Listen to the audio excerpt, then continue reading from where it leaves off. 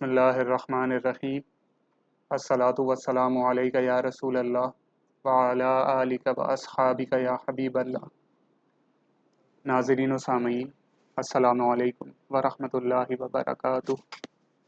ایک مرتبہ پھر پیش خدمت ہے سوال و جواب کی نشست بعنوان ہم اور آپ علامہ اوکاڑوی کے ساتھ، جس میں آپ اپنے شرعی مسائل کے بارے میں رہنمائی حاصل کر سکیں گے حضرت علامہ مولانا ڈاکٹر کوکب نورانی اوکاڑوی صاحب دامت برکاتہم العالیہ سے۔ آپ ایک عرصہ دراز سے دنیا بھر میں مسلک حق کے حقیقی ترجمان کی حیثیت سے خدمات سر انجام دے رہے ہیں۔ آئیے ہم مل کر انہیں خوش آمدید کہتے ہیں۔ السلام علیکم ورحمۃ اللہ وبرکاتہ۔ وعلیکم السلام، اور تمام ناظرین و سامعین کو بھی السلام علیکم ورحمۃ اللہ وبرکاتہ۔ آپ لوگ اپنے سوالات اسی لائیو اسٹریم کے کامنٹ سیکشن میں لکھ سکتے ہیں۔ اگر آپ کی آئی ڈی اپنے اصل نام کے ساتھ نہیں تو آپ سوال کے ابتدا میں اپنا نام اور اپنے شہر کا نام لکھ کر بھیج دیجیے، آپ کا سوال شامل کر لیا جائے گا۔ اس کے علاوہ دونوں پیجز کے ان باکس اور وہ بنکا واٹس ایپ کی سہولت بھی آپ کے پاس موجود ہے۔ آپ کے اسکرین کے دائیں جانب ایک واٹس ایپ نمبر آ رہا ہوگا، آپ اس پر اپنے سوالات ہم تک پہنچا سکیں گے دوران نشست۔ آج کے پہلے سوال کی جانب بڑھتے ہیں۔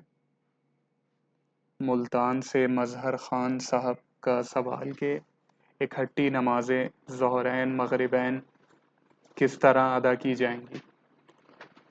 بسم اللہ والحمد للہ والصلاة والسلام علی رسول اللہ۔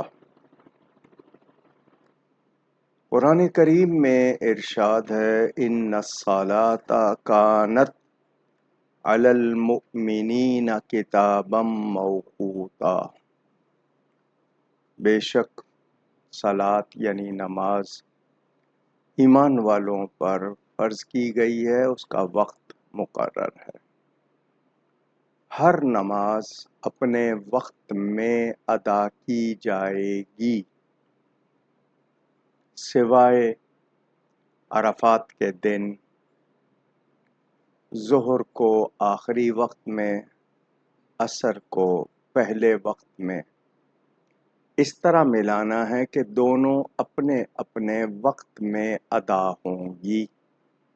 مثلاً سمجھاؤں، 5 بجے ظہر کا وقت ختم ہو رہا ہے اور عصر کا وقت اس کے بعد شروع ہو رہا ہے، تو آپ ظہر کو آخری وقت میں پڑھیں یہاں تک کہ ظہر کا وقت ختم ہو جائے گا، فوراً عصر پڑھ لیجئے گا کہ عصر کا وقت شروع ہو جائے گا۔ مغرب کی نماز عرفات میں ادا نہیں کی جاتی، مزدلفہ پہنچ کر ادا کی جاتی ہے، کیونکہ نبی پاک صلی اللہ علیہ وآلہ وسلم نے اس طرح کیا۔ کبھی آپ کو کوئی ایسی مجبوری آ جائے، سفر ہے اور راستے میں سیکیورٹی نہیں ہے، آپ رک نہیں سکتے، یا سواری ایسی ہے کہ رک نہیں سکتے، کوئی مجبوری ہو، اس میں آپ اسی طرح کر لیں۔ بوڑھے افراد، 60 سال سے عمر زیادہ ہو گئی، وہ مغرب تھوڑی دیر سے پڑھ لیں، 15 منٹ، اور اس کے ساتھ اگر عشاء ملا لیں۔ وہ مجبوری ہے، ان کی بیماری یا عمر کا وہ تقاضا کہ اس کے بعد وہ سست ہو جائیں گے یا لیٹ جائیں گے، ورنہ نماز اپنے وقت پر ادا کرنی ہے۔ ملانی ہے تو آخری وقت اور اول وقت کا جو میں نے آپ کو بتایا اس کا خیال رکھیں۔ اسلام آباد سے محمد اشرف رضا سعیدی صاحب کا سوال کہ میں گزشتہ کچھ ماہ سے بیمار اور بے روزگار ہوں۔ میری زوجہ بھی گھریلو ہی خاتون ہیں۔ ان کا بینک اکاؤنٹ ہے جس میں ان کے بھائی گھریلو اخراجات کے لیے رقم بھیجتے ہیں۔ اب اس میں کچھ نہ کچھ رقم جمع ہوتے ہوتے ابھی قربانی کی استطاعت تک پہنچ چکی ہے، تو رہنمائی فرمائیے کہ یہ قربانی زوجہ پر واجب ہوئی یا مجھ پر؟ مالک نصاب وہ شخص جس کے پاس اپنی زائد ضرورتوں کے سوا 3 دن 10 11 12 ذی الحجہ اتنا پیسہ یا زیور یا نقدی یا سامان تجارت یا ضرورت سے زائد سامان اتنا ہو کہ وہ مالک نصاب ہو اس وقت، تو وہ قربانی کرے۔ اگر اس پر قرضہ ہے، اس کی حالت ایسی نہیں ہے، تو اس پر قربانی واجب نہیں، لیکن چیز کہیں موجود ہے، نقد پاس نہیں ہے، قرض لے کر لے کہ موجود ہے لیکن کہیں اور ہے، مل جائے گی بعد میں، اور ایسا ہے کہ وہ اس مفلس ہے، اس کے پاس کچھ نہیں ہے، تو اس پر قربانی نہیں ہے۔ آپ کی زوجہ اگر مالک ہے وہ اور مالک نصاب ہو جاتی ہے تو اس کو قربانی کرنی ہوگی۔ اس کے پاس اس پیسوں کے علاوہ کوئی زیور بھی ہو سکتا ہے، کوئی اور چیز ہو سکتی ہے، اگر وہ سب بھی نہیں ہے تو پھر ان پر بھی نہیں ہوگی۔ عبید رضا صاحب کا سوال کہ میرے والد صاحب نے مجھے وراثت میں حصہ نہیں دیا جبکہ میرے دونوں سوتیلے بھائیوں کو دیا ہے، اس بارے میں دین کیا کہتا ہے؟ آپ نے یہ کہا کہ وراثت میں حصہ نہیں دیا، جیتے جی باپ جو دے دے، جس کو چاہے دے دے، وہ دے سکتا ہے۔ وراثت وفات کے بعد ہوتی ہے، وفات کے بعد شرعی تقسیم ہونی چاہیے تھی، وہ اگر نہیں ہوئی ہے تو آپ اپنا حق مانگیں۔ باپ نے جیتے جی دیا ہے تو وہ مالک تھا، اس نے اگر آپ کو نہیں دیا تو غلط کیا، وہ اس کا وبال اس پر ہوگا، کیونکہ جیتے جی وہ اس کو کہا گیا ہے کہ وہ 1/3 ٹوٹل 3 حصے اس کے کیے جائیں، 1/3 جس کو چاہے دے دے، جیتے جی اس سے مانگنا بھی نہیں چاہیے، لیکن اس نے جیتے جی دیا ہے تو آپ کو کیوں نہیں دیا؟ کیونکہ آپ نے یہ کہا کہ باپ نے نہیں دیا، تو باپ نے نہیں دیا، کیا وجہ تھی؟ آپ سے ناراض تھے وہ یا کوئی اور مسئلہ تھا، یہ وہ بہتر جانتے ہیں، لیکن جو نہیں دیا تو اس کا وبال ان پر ہے۔ وراثت ہوتی ہے وفات کے بعد، وہ شرعی تقسیم ہونی چاہیے تھی، آپ کے سوتیلے بھائیوں کو پتہ ہونا چاہیے تھا کہ وہ بھی ان کے بھائی ہیں، تو ان کو آپ کا حق دینا چاہیے تھا، نہیں دیا ہے تو وہ گناہگار ہیں۔ ہنا صاحبہ کا سوال کہ استغفار کیسے کیا جائے، اس کا افضل طریقہ کیا ہے؟ اپنے وہ تمام اعمال جو نافرمانی میں ہوئے ہیں، قول و فعل جو بھی اللہ کی نافرمانی میں ہوا ہے، اس سے آپ توبہ اور استغفار کرتے ہیں۔ ایک ہوتا ہے زبانی، ایک عملی ہوتا ہے کہ آپ ان نافرمانیوں سے اپنے آپ کو روک لیں، ان سے باز آ جائیں اور وہ کام دوبارہ نہ کریں۔ اپنے اعمال کا خود جائزہ لیں، کیا غلطی کر رہے ہیں، ان سے رک جانا، زبان سے بھی کرنا، عملاً بھی اپنے آپ کو نافرمانی سے روکنا، یہ تمام طریقے ہیں، مگر سچے دل سے، یہ نہیں کہ وقتی طور پر روکا اور پھر اس میں لگے رہے۔ اس میں جو غلطیاں ہو گئیں یا اللہ معاف فرما دے، اور آئندہ وہ غلطیاں نہ کرنے کا پکا ارادہ کریں اور اپنے آپ کو دیکھتے رہیں، یہ توبہ اور استغفار۔ محمد منیر نقش بندی صاحب کا سوال کہ جو لوگ حج و عمرہ کے لیے گئے ہوتے ہیں، اکثر گروپس کی صورت میں جب مکہ مکرمہ کی زیارات کے لیے جاتے ہیں تو مسجد جورانہ پہنچنے پر کیا سب کو عمرے کا احرام باندھنا ہوگا یا صرف انہی لوگوں کو جو عمرہ کی نیت کر کے آئے ہیں؟ مسجد جعرانہ جو ہے، جعرانہ، وہاں لوگ جاتے ہیں احرام باندھنے کے لیے، اس مسجد کی زیارت کے لیے تو شاید ہی کوئی جاتا ہوگا، لوگوں میں وہ بڑا عمرہ مشہور ہے، ورنہ تنعیم مسجد عائشہ سے دوبارہ احرام پہن کر یا نیت کر کے عمرہ کرتے ہیں۔ اگر آپ عمرہ کی نیت سے گئے ہیں تو آپ نے کرنا ہے، کیونکہ اگر آپ حدود حرم سے باہر نکلے ہیں دوبارہ پھر آپ داخل ہوں تو حکم تو یہی ہے کہ آپ احرام باندھیں میقات سے اور پھر داخل ہوں۔ اگر ویسے ہی گئے ہیں تو بہت سے لوگ عرفات تک جاتے ہیں، عرفات کا کچھ حصہ حدود حرم سے باہر ہے، تو آپ ویسے ہی گئے ہیں، آپ کی نیت نہیں ہے تو اس پر پھر آپ پر عمرہ نہیں، لیکن آپ وہاں گئے ہیں تو آپ کو سوچنا ہے کہ آپ کیوں گئے ہیں۔ وہاں پر جانا صرف احرام کے لیے، نیت کے لیے ہوتا ہے۔ تو اگر آپ حج کے موسم میں گئے ہوئے ہیں، حاجی ہیں، مکہ میں مقیم، تو آپ اگر حدود حرم سے باہر نکلیں گے تو آپ کو پھر آتے ہوئے احرام کی ضرورت آئے گی اور آپ کو نیت کرنی ہوگی۔ متحدہ عرب امارات سے زہیب علی صاحب کا سوال، یہ کافی طویل سوال ہے تو مختصر کر کے میں بیان کرنے کی کوشش کروں گا۔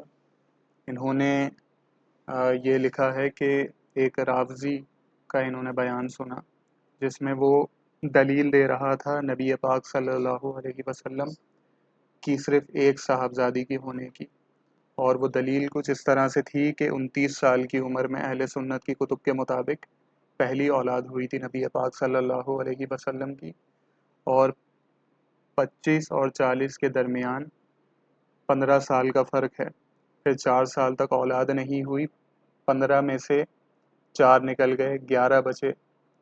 پھر اس میں یہ کہا جاتا ہے کہ 5 سال پہلے اعلان نبوت سے نبی پاک صلی اللہ علیہ وسلم نے اپنی صاحبزادیوں کا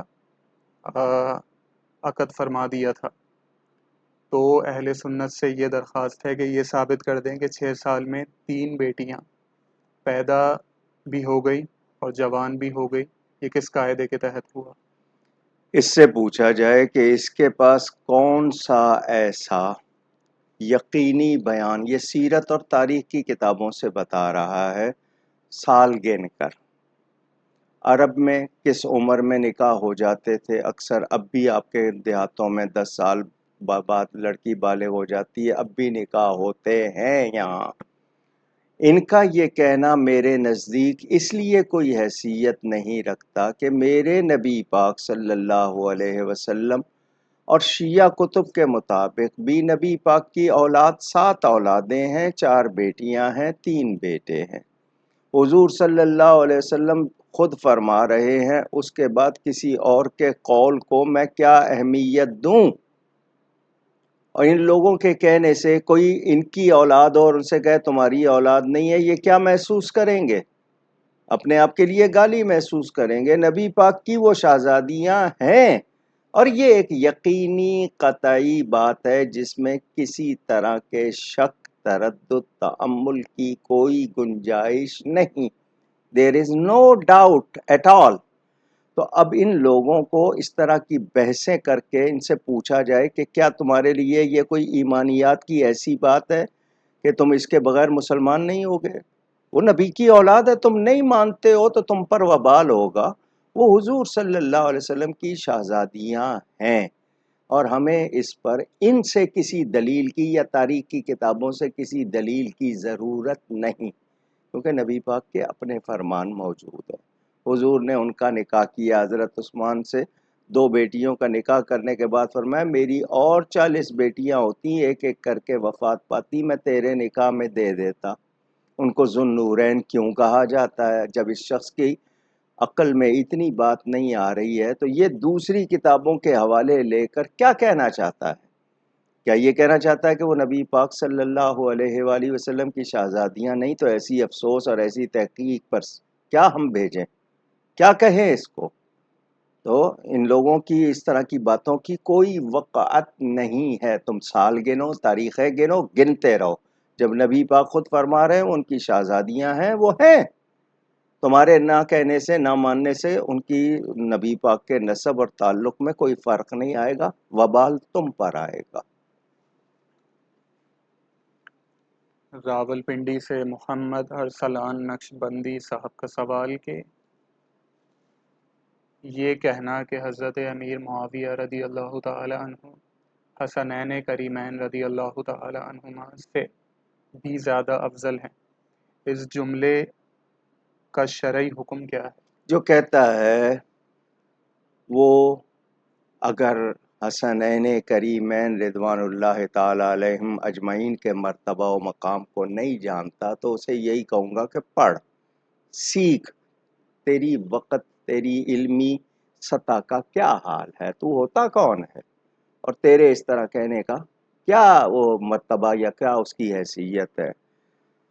حضرت حسنین کریمین کی شان کتنی ہے، وہ اس طرح کے لوگوں کی سوچ میں نہیں آ سکتی۔ اس کے لیے ایمان کی ضرورت ہے، اس کے لیے اندر جو آپ کی صفائی ہونی چاہیے اس کی ضرورت ہے۔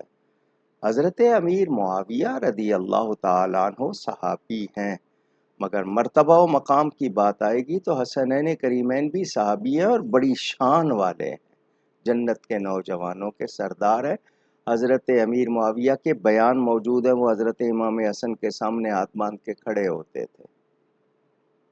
اس نے شاید وہ باتیں نہیں پڑھی ہوں گی، اس کو شاید وہ باتیں نہیں معلوم ہوں گی۔ حضور صلی اللہ علیہ وسلم نے جو ارشادات حسنین کریمین کے لیے فرمائے اس کو اس کی ہوا نہیں لگی ہوگی۔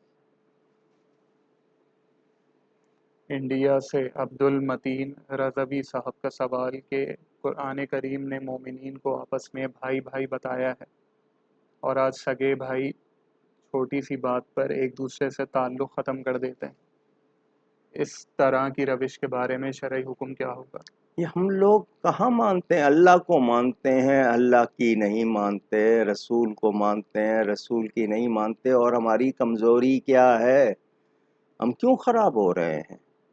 یہ جو ہماری ابتری ہے یا ہماری پستی ہے، اس کا سبب یہی ہے، جو ہمیں حالات پیش آ رہے ہیں کہ ہم اللہ تعالیٰ اور اس کے رسول صلی اللہ علیہ وسلم کے ارشادات پر عمل نہیں کر رہے۔ تعلیمات اسلام ہم نے نہ سیکھی ہیں نہ اپنائی ہیں، اور ہماری بربادی کا سبب کیا ہے؟ تو جو مسلمان بھائی سے 3 دن سے زیادہ بغیر شرعی وجہ کے اگر بول چال میل جول بند رکھتا ہے تو اس کا کیا حال ہے؟ اور سگے بھائیوں میں اگر ایسا ہے تو نہ نفل قبول ہوتا ہے نہ فرض قبول ہوتا ہے۔ یہ ارشادات نہیں سمجھتے ہیں، وہ وبال لے رہے ہیں، اپنے لیے جو کچھ جمع کر رہے ہیں ان کو ہوش آنی چاہیے۔ تو یہ روش ہماری، ہم لوگ، اب جس نے یہ سوال بھیجا ہے ان سے میں پوچھوں کہ آپ کا اپنا کیا حال ہے، آپ کتنی شریعت اور سنت کی باتوں پر خود عمل کرتے ہیں؟ تو ٹھیک ہے، جو غلط ہیں وہ غلط ہیں، لیکن میں ان کے سامنے نمونہ بنوں بجائے اس کے کہ اعتراض ہی کرتا رہوں، میں خود اپنا عمل بھی تو پیش کروں۔ تو آج ہمارے ہاں یہ سوشل میڈیا آنے کے بعد ایک دوسرے پر کس طرح کی باتیں ہم لوگ کر رہے ہیں، کردار کشی کی اب کوئی وہ یعنی پرواہ بھی نہیں کرتے، الزام لگاتے ہوئے نہیں سوچتے کہ اس کی کوئی حقیقت ہے یا نہیں ہے، لگے ہوئے ہیں۔ اللہ تعالیٰ ہدایت دے، اللہ تعالیٰ معاف فرمائے۔ بہرحال جو بھائی بلا عذر شرعی اپنے بھائیوں سے میل جول بول چال بند رکھتے ہیں، وہ جان لیں کہ نہ فرض قبول ہوتا ہے نہ نفل قبول ہوتا ہے، اور حقوق العباد کی کتنی اہمیت ہے، اللہ نے جو رشتے ناطے بنائے ہیں ان کی کتنی اہمیت ہے، سیکھنا چاہیے۔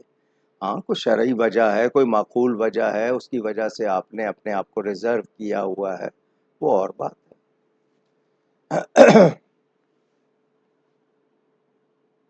رافع خان صاحب کے سوالات، ان کا پہلا سوال کہ ذی الحجہ کے ابتدائی 10 دن بالخصوص یوم عرفات کے دن نوافل پڑھنا، عبادت کرنا کیسا ہے؟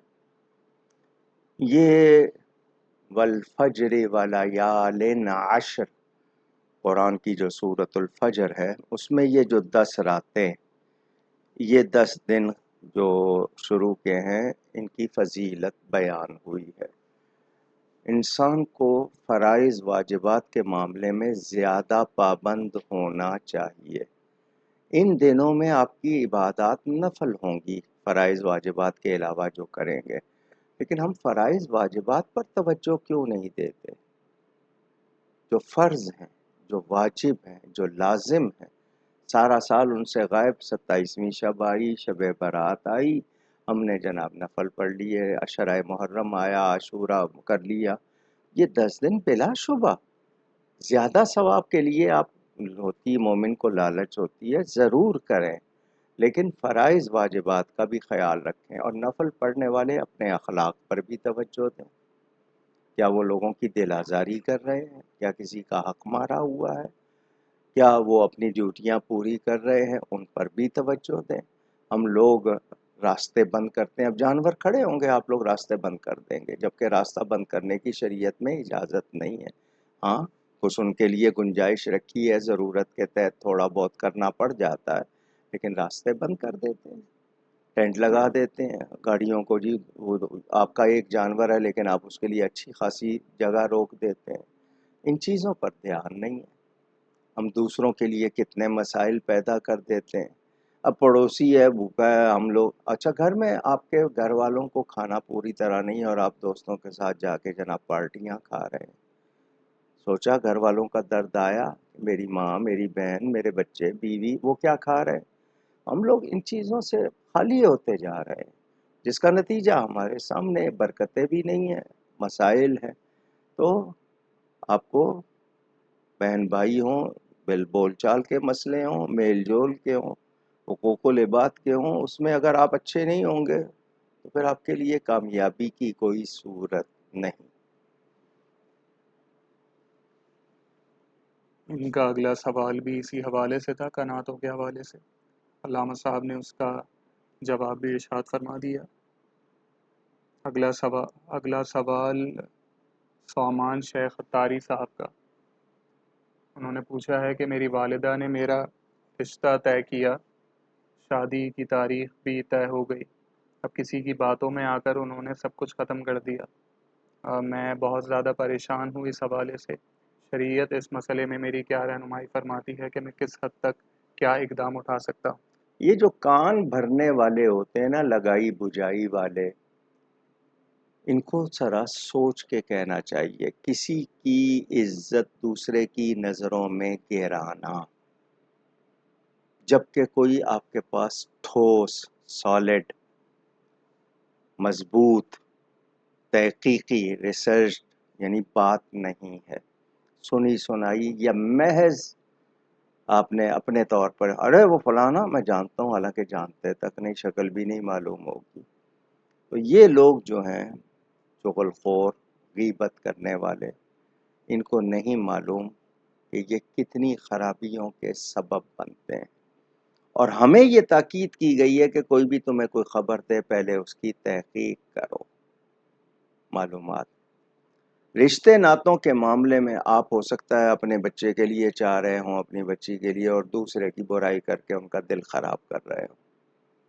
تو اگر آپ کو ایسی لالچ ہے تو آپ یہ کہہ دیں کہ ہمارا بھی ہے، یہ بھی دیکھ لو، وہ بھی دیکھ لو، لیکن بلا تحقیق وہ بات جو ثبوت کو نہیں پہنچی اور آپ دوسرے کو پہنچا کر اس کی نظر میں کسی مسلمان کی عزت خراب کر رہے ہیں، حدیثیں پڑھ لیجئے، اس میں کتنی سخت وعیدیں، یعنی ان میں خبردار کیا گیا ہے۔ مگر معاشرہ جو ہے وہ جھوٹ پر فوراً یقین کر لیتا ہے، سچ کو ثابت کرنے کے لیے آپ کو بڑی محنت کرنی پڑتی ہے۔ جو حال ہو گیا ہے کہ سچ بتانا، جھوٹا بولتے ہیں اگلے فوراً راضی ہو جاتے ہیں، سچ بولیں تو اس کو ثابت کرو، وہ مانتے نہیں۔ تو جس کو آپ پر اعتبار ہے وہ آپ سے نہ قسم اٹھوائے گا، نہ کچھ، وہ اعتبار کرے گا، اور جس کو اعتبار نہیں ہے، جس نے کوئی اپنے ذہن میں شک پال لیا ہے، وہ اسی طرح۔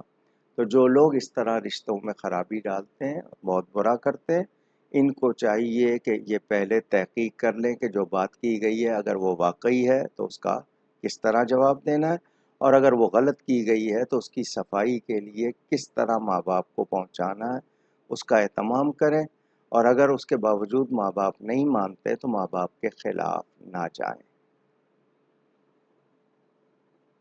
ملتان سے مزمل یعقوب صاحب کے سوالات۔ ان کا پہلا سوال کہ کیا ایک ہی وقت میں مختلف بزرگان دین کا مرید بنا جا سکتا ہے؟ کئی مرتبہ اس کا جواب دیا ہے کہ پیری مریدی کوئی کاروبار نہیں ہے۔ پیر بھی کامل ہونا چاہیے، مرید بھی سچا ہونا چاہیے۔ پیر ہمارے ہاں لفظ فارسی کا ہے، اس بوڑھے کو کہتے ہیں ویسے تو، لیکن چونکہ اس کو درجہ دیا جاتا ہے تو پیر کہہ دیتے ہیں۔ اصل لفظ مرشد ہے، مرشد راہ دکھانے والا۔ اس کا دامن اس لیے پکڑا جاتا ہے کہ وہ ہمیں غلط راستے سے بچائے گا اور سیدھی راہ چلائے گا۔ مرشد اس لیے پکڑتے ہیں کہ اللہ سے ملائے گا، یہ نہیں کہ صرف اپنے تک لائے گا کہ اپنی ذات تک محدود کر لے گا، نذرانے ملتے رہیں گے سب ٹھیک ہوگا، نہیں، اس کو اس کی غلطیوں سے سدھار کر اس کو سیدھے راستے پر صحیح چلانا، صحیح راستہ بتانا، یہ تھا اصل کام۔ بیعت ارشاد ایک ہوتی ہے بشرطے کہ صحیح شخص سے ہو۔ صحیح شخص کون ہے؟ جس کا نبی پاک صلی اللہ علیہ وآلہ وسلم تک سلسلہ متصل، مطلب ملا ہوا، کنیکٹڈ، جوڑا ہوا، اٹیچڈ۔ بیچ میں کہیں سے بھی کٹ آیا ہے تو وہ اتصال، کنیکشن نہیں رہتا۔ وہ عالم ہو، جانتا ہو، دین کو جانتا ہو، جب خود نہیں جانتا تو دوسرے کو کیا سکھائے گا۔ وہ کوئی ایسی جو بدکاری یا برے عمل نہ کرتا ہو، وہ خود یعنی شریعت و سنت کا پابند ہو۔ یہ باتیں تھیں۔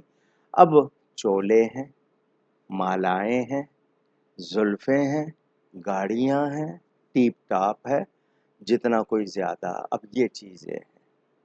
سب کا حال ایک جیسا نہیں ہے، اللہ والے ہیں۔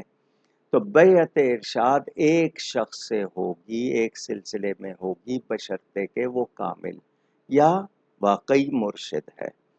دوسری ہوتی ہے بیعت تبرک، برکت حاصل کرنے کے لیے وہ آپ 1000 سے کر لیں، لیکن سمجھیں اپنے مرشد کا ہی فیضان، کیونکہ جہاں آپ کی نسبت قائم ہوئی ہے، کنیکٹ ہوئی ہے، آپ کو فیض وہاں سے ہی جو دوسروں سے بھی ملے گا وہ اسی فیضان کی وجہ سے ملے گا، اسی وجہ سے ملے گا۔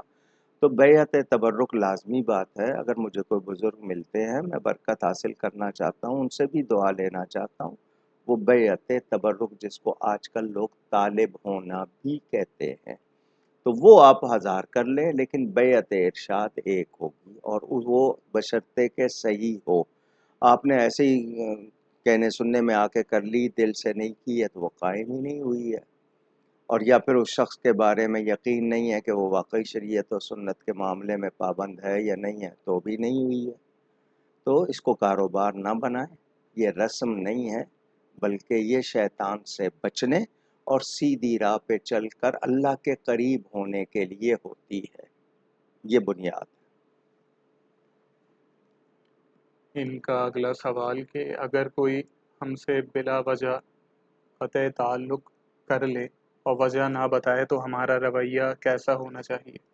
جی، اگر آپ کو وہ نہیں بتا رہا اور آپ کا اس سے کوئی ایسا تعلق، یعنی ایک تو ہوتا ہے نسبی تعلق، خاندانی تعلق ہے، تو آپ اس کو باور کرائیں کہ میں شریعت کی وجہ سے تم سے پابند ہوں، اگر تم توڑ رہے ہو تو یا تو وجہ بتا دو، ورنہ اس کا ذمہ خود لے لو، اس کو احساس دلائیں۔ اس کے باوجود وہ نہیں کرتا ہے تو آپ عزت نفس، کوئی تو آپ کے ساتھ تکبر سے پیش آتا ہے تو پھر آپ کو اس کے سامنے اس طرح کرنے کی ضرورت نہیں ہے۔ آپ اس پہ اتمام حجت کریں، ریزرو ہو جائیں، سلام دعا کریں، وہ سلام کا بھی جواب نہ دے تو پھر آپ کو سلام کرنے کی ضرورت نہیں ہے۔ کنیز فاطمہ صاحب سوال کے کھانے پینے کی چیزوں پر پھونکنے کا اکثر منع کیا جاتا ہے، تو ارشاد فرما دیجئے کہ قرآنی آیات یا دعائیں پڑھ کر دم کرنے کا طریقہ کیا ہوگا؟ ایک ہوتی ہے خالی پھونک، آپ کی بلو کرنا، دم ڈالنا، دم کرنا، خالی پھونک ہے۔ جس منہ سے آپ غلط لفظ بولتے ہیں اس کی پھونک میں ویسے سائنس کے لحاظ سے دیکھیں گے تو جراثیم ہی ہوں گے، لیکن جب آپ کوئی مبارک الفاظ پڑھ کے کرتے ہیں تو ان الفاظ کا اثر ہوتا ہے۔ یا تو آپ اللہ والے ہوں، آپ کا منہ پاک رہتا ہو، آپ جھوٹ نہیں بولتے ہوں، گالی نہ دیتے ہوں، بد کلامی نہ کرتے ہوں آپ کے منہ میں. اسی لیے بزرگوں سے دعا کرائی جاتی ہے کہ یہ لوگ وہ حرکتیں نہیں کرتے، لیکن کو گالی دے رہا ہے، جھوٹ بول رہا ہے، اس طرح کر رہا ہے، تو اس کا منہ بھی وہی ہو گیا نا. تو لیکن اللہ کا لفظ پڑھ کے آپ کریں گے دم، تو وہ اللہ کے لفظ کے اثرات آئیں گے، اس میں صرف آپ کا خالی دم نہیں ہوگا. تو وہ الفاظ جو ہیں وہ ان الفاظ کی برکت آئے گی. تو دم جو صحیح طریقہ ہے کرنے کا وہ بالکل درست ہے، کیا جا سکتا ہے. لیکن جو باقی لوگوں نے ایسے ہی بنایا ہوا ہے، اس پر وہ جو کوئی لاؤڈ اسپیکر پہ کر رہا ہے، کوئی کیسے کر رہا ہے، وہ اس میں اس کی بات نہیں کرتا. محمد عدنان صاحب کے سوالات. ان کا پہلا سوال کہ قرض کے طور پر کچھ رقم دی ہوئی تھی اور وہ عید قرباں کے دنوں کے بعد ملنی ہے، یہ طے شدہ بات ہے پہلے سے، تو اب قربانی کا کیا حکم ہوگا؟ کیا مقروض سے رقم مانگنی ہوگی؟ آپ اس سے مطالبہ کر سکتے ہیں، اس سے کہہ دیں کہ اگر تمہارے پاس گنجائش ہے تو دے دے، لیکن وہ کہہ رہا ہے نہیں ہے میں وقت پہ دوں گا، تو آپ قرض لے کر کہیں سے قربانی کر لیں، اور جب وہ آ جائے گی تو عطا کر دیجیے گا. گھر کا پالا ہوا جانور بیچ کر دوسرا بڑا جانور قربانی کی نیت سے لینا اور اس میں عقیقے کا حصہ شامل کرنا کیا درست ہوگا؟ ایک جانور آپ نے قربانی کی نیت سے پالا ہے تو اسے کیوں بیچ رہے ہیں؟ پہلا سوال. اگر بیچ رہے ہیں تو جتنے پیسے ملیں اس سے بہتر لینا ہوگا، اس سے کم نہیں لے سکتے. مثلا آپ کو دوسرے میں 2000 کا نفع ہو رہا ہے تو وہ نہیں آپ کریں گے، آپ کو اس سے بہتر لینا ہوگا. اب رہی بات عقیقہ، تو بکری میں ایک ہی حصہ ہوتا ہے. اگر قربانی کی نیت ہے تو اس میں عقیقہ نہیں آئے گا. اگر گائے یا اونٹ کر رہے ہیں آپ، اس میں 7 حصے ہوتے ہیں، ایک حصہ آپ قربانی کا، ایک حصہ عقیقے کا ڈال سکتے ہیں. لیکن قربانی ہی میں عقیقہ سمجھیں کہ دونوں چیزیں ادا ہوں گی، تو ایسا نہیں ہوگا. ان کا اگلا سوال کہ اگر کوئی شخص کسی دوسرے ملک سے سفر کرتا ہوا 23 ذوالقعدۃ الحرام کو ظہر سے پہلے مکہ شریف پہنچا، 8 ذی الحج کو اس کا مینا جانے کا ارادہ ہے، تو اب مکہ پہنچنے پر وہ شخص نماز قصر پڑھے گا یا پوری؟ کیونکہ اگر ذوالقعدۃ الحرام 30 کا ہوا مہینہ تو پھر 15 دن بن جائیں گے، ورنہ نہیں، اور مکہ شریف پہنچتے ہی اس کا پتہ نہیں لگ سکتا. جی کوئی پریشان نہ ہو، اپنی نیت بنا لے کہ میں نے اتنا حج تک مکہ ہی رہنا ہے، تو پھر وہ مسافر نہیں ہوگا، بھلے سے وہ ایک دن کم ہو یا زیادہ ہو، کیونکہ حج شروع ہو جائے گا وہ حج کے دن بھی اس میں، تو وہ مسافر نہیں ہوگا. البتہ وہ ایسے ٹائم پہنچا کہ اس نے وہاں 14 دن 15 دن پورے نہیں رہنے ہیں، پھر اس پر مسافر کے حکم ہوں گے. لیکن وہ یہ سوچ رہا ہے کہ 30 کا ہوگا تو 14 ہوں گے، ورنہ نہیں ہوں گے، تو باقی حج کے دن کہاں گنے گا؟ وہ بھی تو مکہ ہی ہے نا، تو وہ مسافر نہیں ہوگا. اگر کسی کو سخت نیند آ رہی ہو اور دوران نماز بھی غنودگی کا شدید غلبہ ہو، تو کیا ایسی صورت میں وہ جماعت ترک کر سکتا ہے؟ مسجد میں پہنچا ہوا ہے یا گھر میں ہے، جانا ہے مسجد میں لیکن نیند کا بہت شدید غلبہ ہے تو اور حکم. مسجد میں بیٹھا ہوا ہے، نیند کا غلبہ ہے تو جائے وضو کرے. لیکن وہ مسجد میں یہ کہ جماعت ہو رہی ہے تو اس وقت وہ کیا کرے گا؟ تو پہلے حالت بتائے. اگر گھر میں ہے تو اور حکم ہے. مسجد میں بیٹھا ہوا ہے، پہنچا ہوا ہے، لیکن نیند کا شدید غلبہ ہو گیا تو اس کو جماعت ہو رہی ہے، وہاں پر وہ کس طرح الگ بیٹھا رہے گا؟ تو اس کو اٹھنا، کوئی حرکت کرنا ایسی. اور اگر نہیں ہے اس کی، وہ گھر میں ہے، تو پھر تو مسئلہ دوسرا ہے، پھر تو کوئی مسئلہ نہیں ہے، وہ سو جائے لیکن نماز کا وقت نہ گزرے، اس میں وہ پڑھ لے، تو وہ اور بات ہے. لیکن مسجد میں بیٹھا ہوا ہے تو پھر یہ بتائیے کرے گا کیا؟ یوٹیوب پر بعض پردہ دار خواتین کھانوں کی ترکیبیں ویڈیوز کے ذریعے بتاتی ہیں، اس میں ان کی آواز آتی ہے، تو کیا ان کا ایسا کرنا درست ہوگا؟ وہ آواز ڈال سکتی ہیں ویڈیو میں؟ جی اس حد تک کوئی حرج نہیں ہے کہ کوئی اس میں براہ راست آپ سے بات نہیں ہو رہی ہے، صرف پیغام دیا جا رہا ہے، اس حد تک گنجائش ہے۔ لیکن یہ کہ مجھے جتنا سننے کو ملا ہے 50 چینل ہوں گے کھانوں کے بارے میں، یوٹیوب پہ تو اور پتہ نہیں کتنے ہوں گے، صرف کمائی کا ذریعہ ہے۔ کمائیں، کوئی حرج نہیں ہے، چلیں۔ لیکن یہ کہ اس طرح کی کسی ایک ریسیپی پر آج تک کسی کو عمل کرتے نہیں دیکھا ہے، نہ کوئی رزلٹ دیکھا ہے کہیں، تو بنائیں، کمائیں اپنا، لیکن یہ کہ احتیاط اس میں وہ جہاں تک پابندی کر سکتی ہیں وہاں تک کریں۔ کیا پینشن بھی مال وراثت میں شامل ہوگی؟ جی پینشن جو کچھ آپ کی ملکیت ہے، جو آپ چھوڑ کے جائیں گے، ایک شخص کی آج وفات ہوتی ہے، آج اس کی ملکیت میں جتنی چیزیں تھیں وہ سب اس کا ہے، وہ جس کا مالک تھا، بھلے برتن ہو، چادر ہو، چپل ہو، ہر چیز اس کی وراثت ہے۔ لوگ کہتے ہیں نہیں جی وہ جو پہنے ہوئے کپڑے ہیں وہ غسال کو دے دیں، وہ بھی وراثت ہے، وہ آپ جو غسل دینے والے کو دے دیتے ہیں غلط ہے۔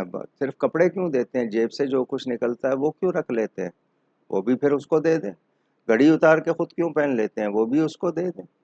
تو سب کچھ اس کا، جو بھی جس کا وہ مالک ہے وہ وراثت میں آئے گا، وہ مال وراثت میں شامل ہوگا۔ ظہیر عباس صاحب کا سوال کہ تصور شیخ کا طریقہ ارشاد فرما دیجیے۔ یہ پہلے بھی آیا تھا، تصور شیخ کے بارے میں کسی نے پوچھا تھا۔ تصور شیخ کے حوالے سے کتابوں میں بہت کچھ لکھا ہوا ہے۔ آپ جس شخص کے بیعت ہوئے ہیں اسی سے ہی صحیح رہنمائی لے لیں، وہ زیادہ آپ کو آسانی سے سمجھا دے گا، اگرچہ وہ کامل ہوا تو۔ اگر نہیں ہے تو اس کے لیے میں نے بھی اپنی کتابوں میں کچھ لکھا ہے تھوڑا سا، وہ ورنہ کسی وقت آئیے گا سمجھا دوں گا۔ عام لوگوں کے لیے صرف اتنا کہ ایک شیخ کی صورت ہے، اس صورت کو ذہن میں رکھنے سے آپ کے پاس اگر دلچسپی آتی ہے تو اس حد تک تو ہے، اس سے زیادہ میں اگر بولوں گا تو کچھ مسائل آ جائیں گے، کیونکہ اس پر بہت سے لوگ کلام بھی کرتے ہیں۔ شیخ کی ذات کو ذریعہ سمجھنا ہے، منتہا نہیں۔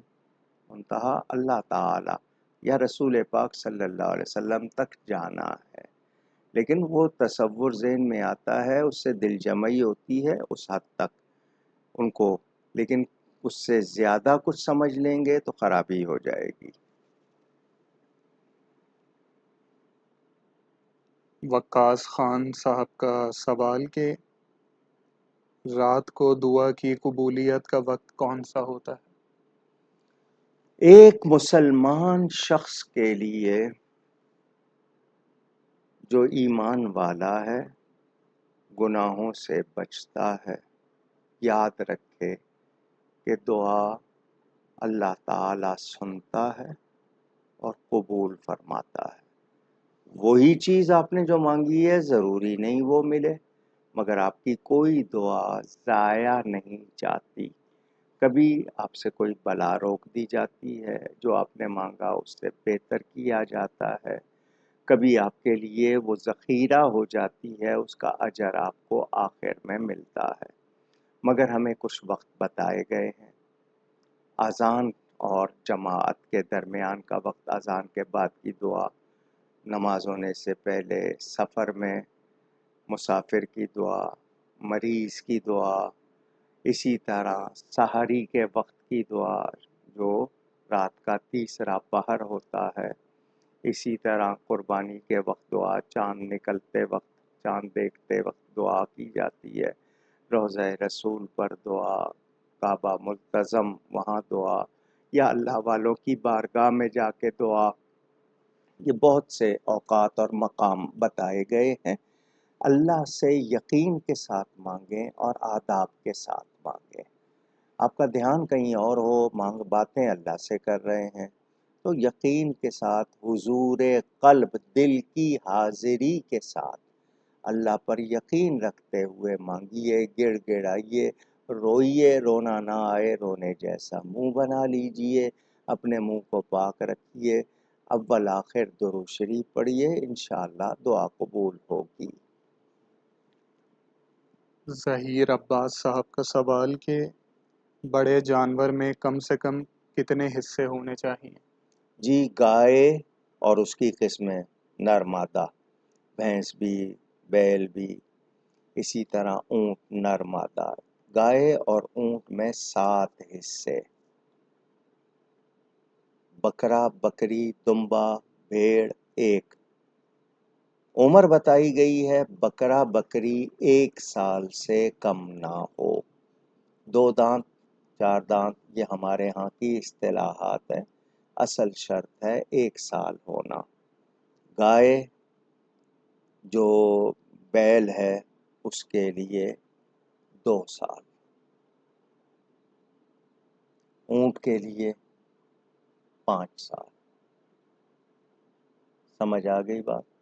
دانت شرط نہیں ہے، دانت گھسنے والے بنانے والے منڈی میں وہاں بیٹھے ہیں، بنا کے لگا رہے ہیں، عیب نہیں ہونا چاہیے، بکرا بکری 1 سال، دمبا اگر اچھا صحت والا ہو تو 6 مہینے کا بھی درست، صحت والا بالکل لاغر کمزور نہ ہو، گائے 2 سال اور اونٹ 5 سال۔ محمد افضل صاحب کا سوال، انہوں نے پوچھا ہے کہ میں نے کچھ باتیں یزید کے حوالے سے سنی ہیں، آگے بیان کرنے سے پہلے میں تصدیق چاہتا ہوں آپ سے کہ یہ تاریخی حوالوں کے اعتبار سے درست ہے یا نہیں۔ پہلی بات یہ سنی کہ وہ شراب نوشی کرتا تھا، حتیٰ کہ حج کے موقع پر ایک مرتبہ اس نے حضرت امام حسین رضی اللہ تعالی عنہ کی توہین کرتے ہوئے ان کے آگے شراب کا پیالہ پیش کیا تھا۔ دوسری بات یہ کہ وہ نوجوان لڑکوں کو ورغلا کر ہم جنس پرستی میں مبتلا کرتا تھا۔ رہنمائی فرما دی۔ یہ تو بہت چھوٹی باتیں ہیں،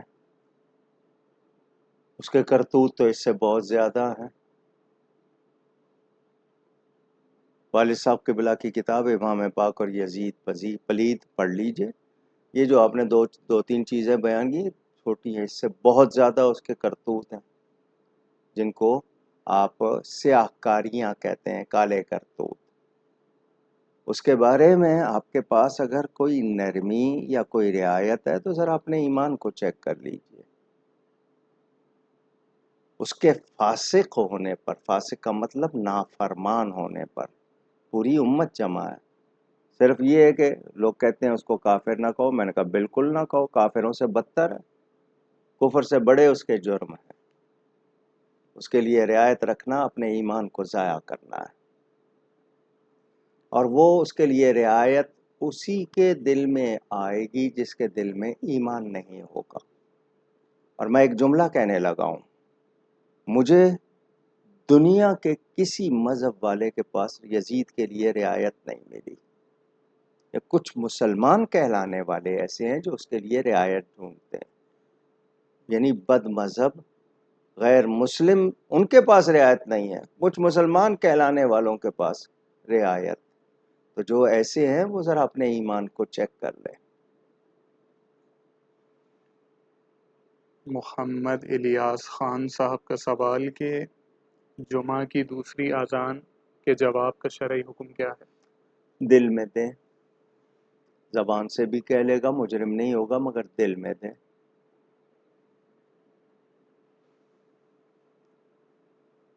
فردوس انجم صاحبہ کا سوال کہ عشاء کی نماز کے وقت کبھی کبھی مجھے بہت شدید نیند آ جاتی ہے، سونے کے بعد اٹھ کر کیا نماز ادا کر سکتی ہوں؟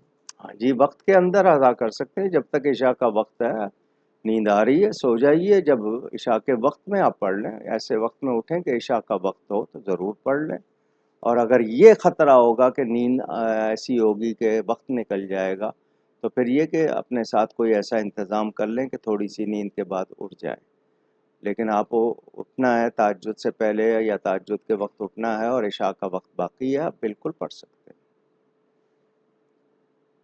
شاہ نواز صاحب سوال کہ اللہ تعالی خوبصورتی کو پسند کرتا ہے تو پھر بری اشیاء کو اس نے تخلیق کیوں فرمایا ہے؟ اس کے پیچھے کیا حکمت ہے؟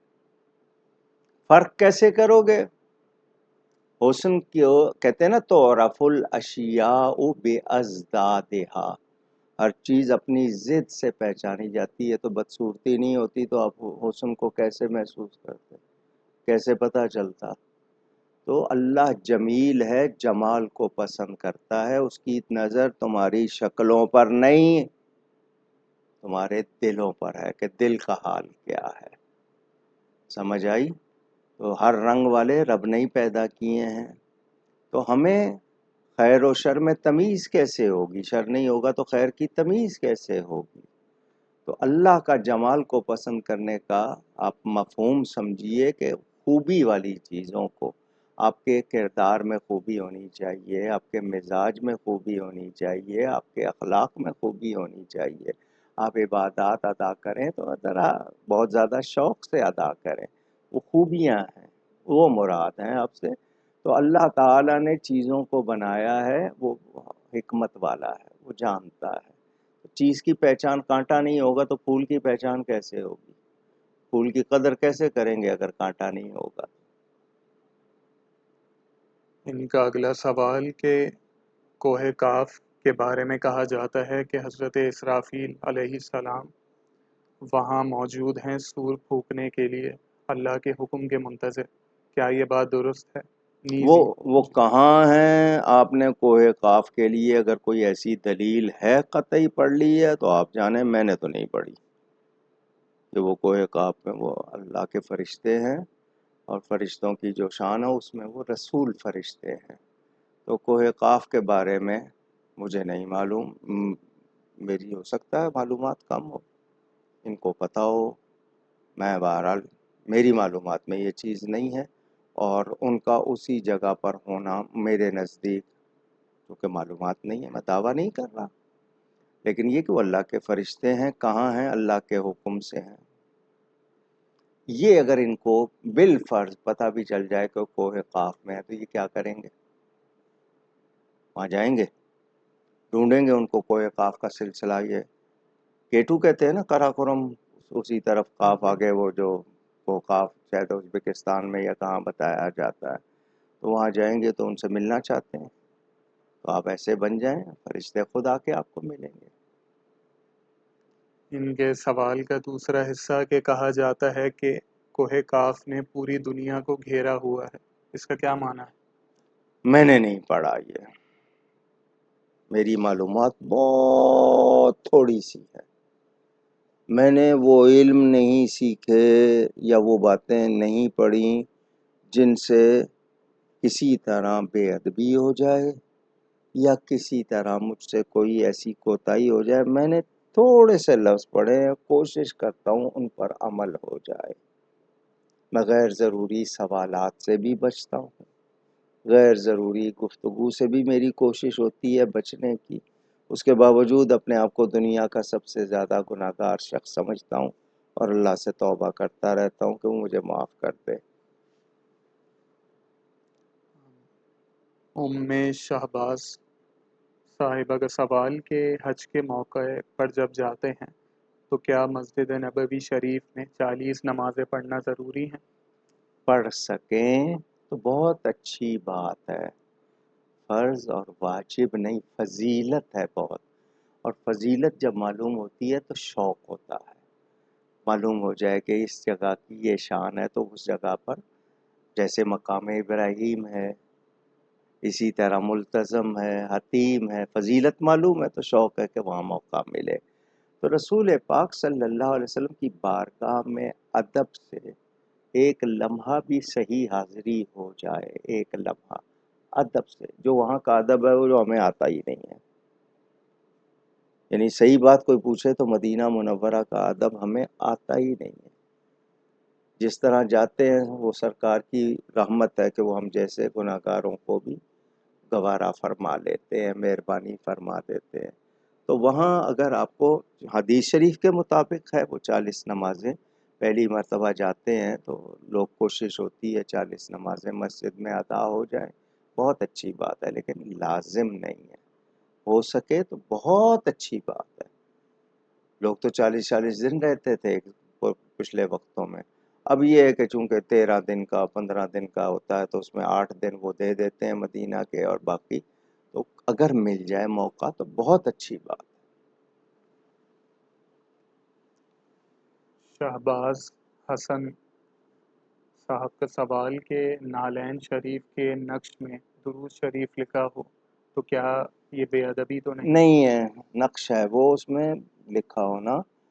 بہت مرتبہ اس مسئلے کو بیان کیا ہے، بہرحال احتیاط کریں آپ۔ اگر وہ پرنٹ ہوا ہے تو سائٹ پہ ہو جائے، لیکن اگر بیچ میں بھی کیا ہے تو وہ نقش ہے۔ فرحان کس کا نقش ہے یہ بھی ذہن میں رکھیں، کسی اور کے بغیر نہیں، کس کی نالین کا نقش ہے اس کی بات۔ فرحان حسین صاحب کے سوالات، ان کا پہلا سوال کہ نعت خوانوں کو جو ہدیہ دیا جاتا ہے وہ دیتے وقت نیت کیا ہونی چاہیے، کہ وقت کی یا پھر کسی اور چیز کی؟ نعت خوانی کا کوئی معاوضہ، قیمت طے کرنا لینا ہرگز جائز نہیں۔ وقت کا اجارہ ہوتا ہے، اگر کوئی لیتا ہے اپنے وقت کے لیتا ہے یا سفر کے خرچ کے لیے لیتا ہے وہ لے سکتا ہے۔ بیچ میں جو لوگ دیتے ہیں اگر دکھاوے کے لیے دے رہے ہیں تو کچھ نہیں، محبت سے دے رہے ہیں تو یہ اللہ تعالیٰ کے حبیب کریم صلی اللہ علیہ وآلہ وسلم کے جو بھی دین کی خدمت کرنے والے علماء ہیں، نعت خوان ہیں، ان کا رزق اللہ نے دنیا میں پھیلا دیا ہے، یہ لوگوں کی جیبوں سے ان کا رزق نکلتا ہے، لیکن اس کو کاروبار بنانا اور اس کے ساتھ جیسے معاملات آج کل ہوئے میں اس کی بات نہیں کر رہا۔ یہ جو اس وقت نعت خوانی کا اور نعت خوانوں کا جو حال ہے سب ایک جیسے نہیں ہیں، اللہ معاف فرمائے۔ تو آپ اگر وہ لیتے ہیں تو وقت کا اجارہ، وہی وقت کا اجارہ مطلب اپنے وقت کو بیچتے ہیں، لیکن نعت خوانی کا کوئی معاوضہ طے کرنا لینا وہ جائز نہیں ہے، معاوضہ نہیں ہے۔ لوگ محبت سے ہدیہ پیش کرتے ہیں، وہ لوگوں کو ثواب ملتا ہے، لیکن یہ کہ آپ نے جو آج کل حال بنا لیا ہے اللہ معاف فرمائے۔ آمین۔ ان کا اگلا سوال کہ گانے کی ٹیون میں نعت پڑھنا یہ کیا درست ہے یا کتنی غلط؟ بار یہ سوال آئیں گے، 50 سال ہو گئے ہیں جواب دیتے ہوئے، کتنے علماء سے سوال ہوئے ہیں یہ جواب دیتے ہیں۔ بھئی ادب کرو، کس کی نعت پڑھ رہے ہو؟ میرا ایک جملہ یاد کر لیں تمام نعت خوان بھی، لکھنے والے بھی، سننے والے بھی، نعت شریف اس طرح پڑھو جیسے نبی پاک صلی اللہ علیہ وسلم کے سامنے پڑھ سکو۔ کیا تمہارا انداز، لباس اور تمہارا کیا طریقہ ہونا چاہیے، بس ان کے سامنے جیسے پڑھ سکو۔ یہ باقی یہ جو ہاتھ ہلاؤ جی، ہاتھ ہلاؤ جی، ہاتھ لہراؤ جی، سبحان اللہ کہو، ذکر اللہ کے طور پر سبحان اللہ کہے گا فائدہ ہوگا، آپ اپنی وہ مزاج بنانے کے لیے کر رہے ہیں تو کیا ہو رہا ہے؟ اچھا لوگ بھی فوراً ہاتھ اٹھا دیتے ہیں جس طرح سن رہے ہیں، وضو ہے یا نہیں ہے، کیا ہو رہا ہے، اللہ تعالیٰ معاف کرے۔ تو یہ کوئی اور طرزیں نہیں ہیں، ضروری ہے۔ اب وہ کچھ لوگ کہتے ہیں جی گانے کے الفاظ سے تو بہتر ہے نا اس طرز میں نعت پڑھنا، لیکن دھیان کہاں جا رہا ہے؟ ادب سے جس طرح نبی پاک صلی اللہ علیہ وسلم کے سامنے پڑھ سکیں، میرے پاس اس سے بڑی اور کوئی بات نہیں ہے۔ محمد رمیز صاحب کا سوال کہ کچھ لوگ علماء کرام کے بارے میں غلط زبان استعمال کرتے ہیں، ان کو کس طرح سمجھایا جائے؟ اگر سچا عالم دین ہے، اس کی توہین دین کی توہین ہے، آپ کو کفر تک لے جائے گی، میرا نہیں، حدیثیں موجود ہیں، اعلیٰ حضرت کا اگر کوئی ماننے والا ہے ان کے فتاویٰ میں پڑھ لے۔ عالم دین کی توہین دین کی توہین ہے، سچے کی۔ اگر اس کی کسی غلط بات پر کوئی بات کر رہے ہیں، اس سے ایسی کوئی بات سرزد ہو گئی ہے جو شرعاً درست نہیں، ادلہ شرعیہ کے مطابق نہیں، تو پہلے اس سے جا کے بات کریں کہ آپ سے یہ بات نکلی ہے۔ ہو سکتا ہے بے دھیانی میں نکل گئی ہو، زلت لسان یعنی جس کو کہتے ہیں نا زبان پھسلنا، سلپ آف ٹنگ، نکل گئی ہو جوش میں نکل، تو وہ توبہ کرتا ہے، رجوع کرتا ہے، اصل حق کی طرف آتا ہے۔ اگر وہ واقعی ضد پر قائم رہتا ہے اور وہ بات غلط ہے تو اس کی اس بات کو رد کیا جائے۔ اب یہ علماء کا کام ہے فیصلہ کرنا۔ آج کل سوشل میڈیا میں ٹیمیں بٹھائی ہوئی ہے ایک دوسرے کے خلاف حسد کی وجہ سے، کچھ اور کہ جی چونکہ آپ سے وابستہ نہیں ہے لہٰذا وہ غلط ہے، آپ سے وابستہ ہے تو درست ہے۔ یہ کچھ غلط مزاج ہو گئے ہیں۔ فلاں کے ساتھ نہیں بیٹھنا، کیوں؟ آپ کو پسند نہیں ہے؟ ہاں اس کی کوئی شرعی وجہ ہو تو درست ہے، ورنہ کیوں؟ اچھا جی اس سے مطالبہ کریں کہ فلاں چیز پہ دستخط کر دے، وہ کر دے، تب بھی آپ قبول نہیں کرتے، تو پھر بتائیں ایسی بات کا کیا علاج؟ یہ نفسانی ضدیں ہیں اور ہم بجائے اس سے لوگوں کو ملانے کے توڑ رہے ہیں۔ ایک عجیب ماحول بن گیا ہے۔ تو علماء کرام کے بارے میں عوام کو بہت احتیاط کرنی چاہیے جو علماء ہیں، لیکن بنام علماء کے نام پر جو لوگ مارکیٹ میں آئے ہوئے ہیں وہ جو کچھ کر رہے ہیں، کیا کیا جائے؟ کوئی ایسا جو سنبھالنے والا ہو، ایک دوسرے کے خلاف شروع ہو جاتے ہیں، ذاتیات پہ اتر آتے ہیں۔ اللہ تعالی ہدایت دے۔ آمین۔ اگلا سوال ان کا، اجتہادی خطا، اس سے کیا مراد ہے اور اس کا مسئلہ بیان فرما دیجیے۔ مختصراً آسان لفظوں میں ایک شخص علم والا ہے، شان والا ہے، یعنی حقائق سے جس قدر بھی آگاہ ہے، اس سے اجتہاد کے معنی کوشش کرنا ہوتے ہیں، اس سے دین کی کوئی بات بھلائی کے موقف پر، یعنی وہ اپنی طرف سے بھلائی کے لیے کہہ رہا ہے، اس کا مقصد کوئی توہین نہیں ہے بلکہ کسی بات کو بیان کرنا یا کوئی انداز اختیار کرنا، کوئی موقف اسٹینڈ پوائنٹ اختیار کرنا، وہ اپنی تحقیق کے مطابق کرتا ہے جتنی اس کی معلومات ہیں، مگر اس میں وہ اصل پر نہیں ہوتا، اس کے مقابل جو دوسری ہوتی ہے تحقیق جو صحیح شاید اس کی اس بات میں نہ پائی جائے تو اس کو خطا کہہ دیتے ہیں۔ اب خطا منکر بھی ہوتی ہے، اجتہادی بھی اور بھی ہوتی ہے۔ تو ایسا شخص جو دین کے لیے کوشش کر رہا ہے بھلائی کے ساتھ، لیکن اس کے موقف میں اس سے صحیح بات نہیں ہوتی بلکہ اس کا مقصد تو نیک ہے لیکن وہ بات ایسی کر جاتا ہے جو غلط ہوتی ہے، تو اس کو خطا اجتہادی کہتے ہیں۔ سمجھ آ گئی؟ آسان لفظوں میں مختصر کر کے، دامن بڑا وسیع ہے۔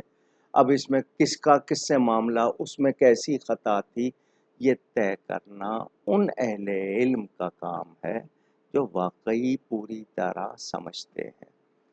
بات آئی ہے تو ساتھ کر دوں، صحابہ کس کے ہیں؟ نبی پاک صلی اللہ علیہ وسلم۔ اہل بیت کس کے ہیں؟ نبی پاک صلی اللہ علیہ وسلم۔ ہم فیصلہ کرنے والے کون ہیں؟ ان کے جج ہیں تو نبی پاک ہیں، کیونکہ ان دونوں کی نسبت ان سے ہے۔ جو کچھ امور میں بات ہوتی ہے، اب کوئی ضد سے کرتا ہے، کوئی اپنی جتنی معلومات تحقیق کے مطابق کرتا ہے، کوئی ضد پر ہے کسی کے بارے میں، آپ اس سے کیا توقع کریں گے؟ تو صحابہ کا مسئلہ ہو یا اہل بیت اطہار کا مسئلہ ہو، کسی امتی کو جج بننے کا اختیار نہیں ہے۔ میری اتنی بات یاد رکھیں، ہمیں دونوں کا ذکر بھلائی کے ساتھ کرنا ہے، ورنہ ہمارے ایمان کے لیے مسئلہ ہو جائے گا۔ ان کا ادب کرنا ہے، ہمیں حکم ہے اصحاب کا ذکر کرو خیر کے ساتھ، اور اہل بیت کی محبت تو لازم ہے، لازم ہے۔ ان کے لیے کتنی تاکید کی گئی ہے کہ ان کے بارے میں اللہ سے ڈرو۔ میں تمہیں اللہ کی یاد دلاتا ہوں اپنے اہل بیت کے بارے میں، بار بار فرمایا ہے، تو احتیاط۔ میں نے مختصر بتا دیا۔ طہا صدیقی صاحب کا سوال کہ کیا قربانی کے بجائے غریبوں میں رقم تقسیم کرنا درست ہوگا؟ آپ اللہ کے فیصلے کے سامنے اپنی رائے پیش کریں گے؟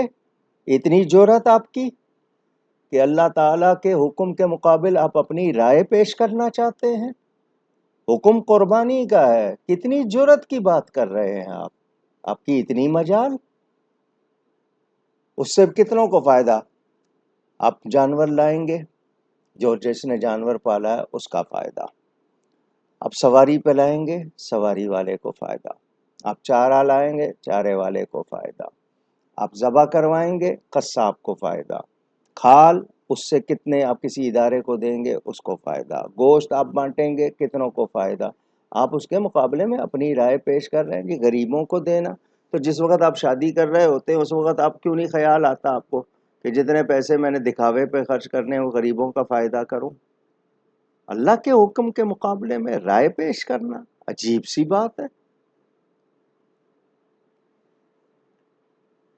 شاہ نواز صاحب کا سوال کہ کافر کے لیے بھی جہنم کی سزا ہے، جبکہ اہل ایمان کے بارے میں بھی آتا ہے کہ وہ جہنم میں تو جائیں گے مگر سزا پوری کر کے باہر آ جائیں گے. سوال یہ ہے کہ جب وہ ایمان لے کر اس دنیا سے چلے گئے تو پھر انہیں جہنم میں کیوں ڈالا جائے گا؟ اپنے اعمال کی وجہ سے. ان الذین آمنوا وعملوا الصالحات. ایمان کے بعد عمل صالح. غلطی کی ہے، آپریشن کروانا پڑ جاتا ہے یا نہیں؟ دوا لینی پڑتی ہے یا نہیں؟ تکلیفوں سے گزرنا پڑتا ہے یا نہیں؟ کچھ لوگ اخلاقی جرائم میں پھر سزا بھگتتے ہیں یا نہیں؟ تو ایمان والے کے لیے یعنی ایمان مدار نجات ہے کہ بخشش ہو جائے گی ایمان کی وجہ سے. لیکن جو بدعمالیاں کی ہیں ان کی سزا آپ کو پاک کر کے لایا جائے گا، جنت میں صفائی کر کے لایا جائے گا. جو داغ آپ پہ لگا ہے نا اس کی صفائی ہوگی، پھر آپ جنت میں آئیں گے. تو کوشش کریں کہ ایسی بات ہی نہ کریں کہ جہنم میں جانا پڑے. ٹھیک ہے نا؟ تو اس بات کو شاید وہ سمجھے نہیں ہے. تو اعمال کی وجہ سے جائیں گے. اگر ایمان صحیح ہے تو بالآخر بخشش ہو جائے گی، کیونکہ بغیر ایمان کے بخشش کا کوئی تصور نہیں، اور کافر ہمیشہ ہمیشہ جہنم میں رہیں گے.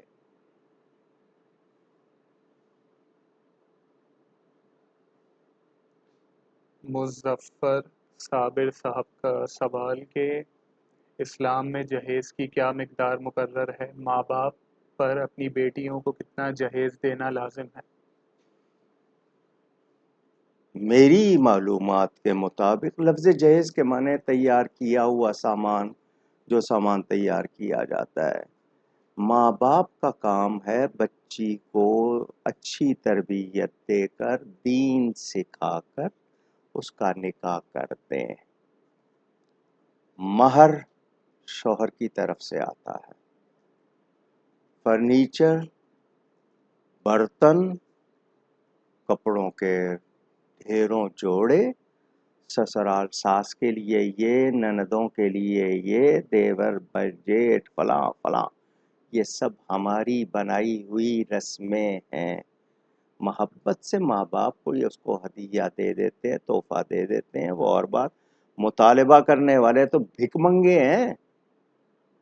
ضرورت مند مستحق نادار لوگ جو جہیز مانگتے ہیں نا، میں ان کو اس لسٹ میں ڈالتا ہوں مستحق لوگوں کی.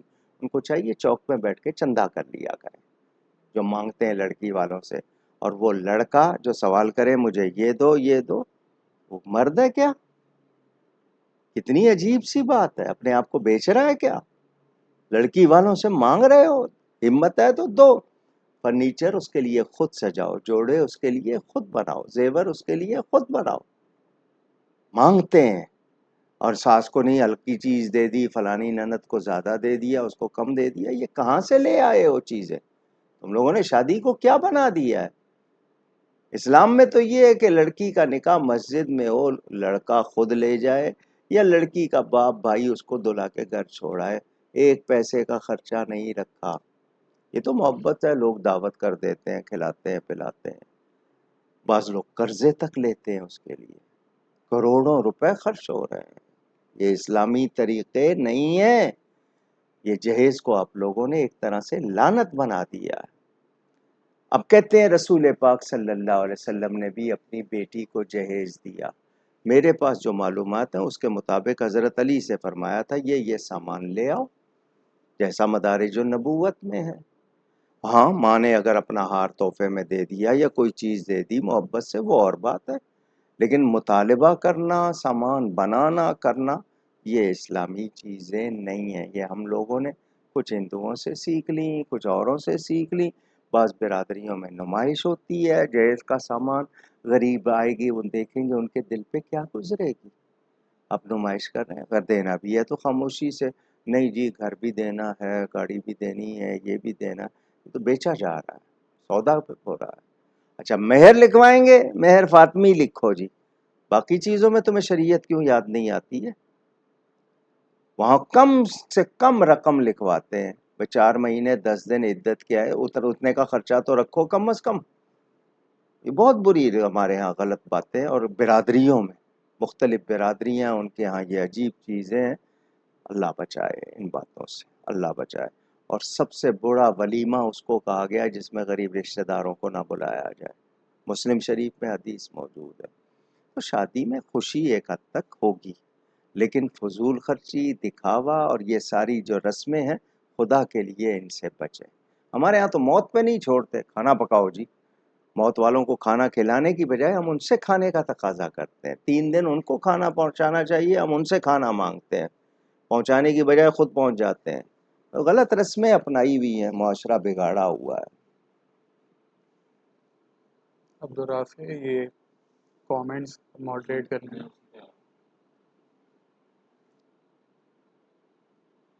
کچھ کم ظرف گھسے ہوئے ہیں کامنٹ سیکشن میں۔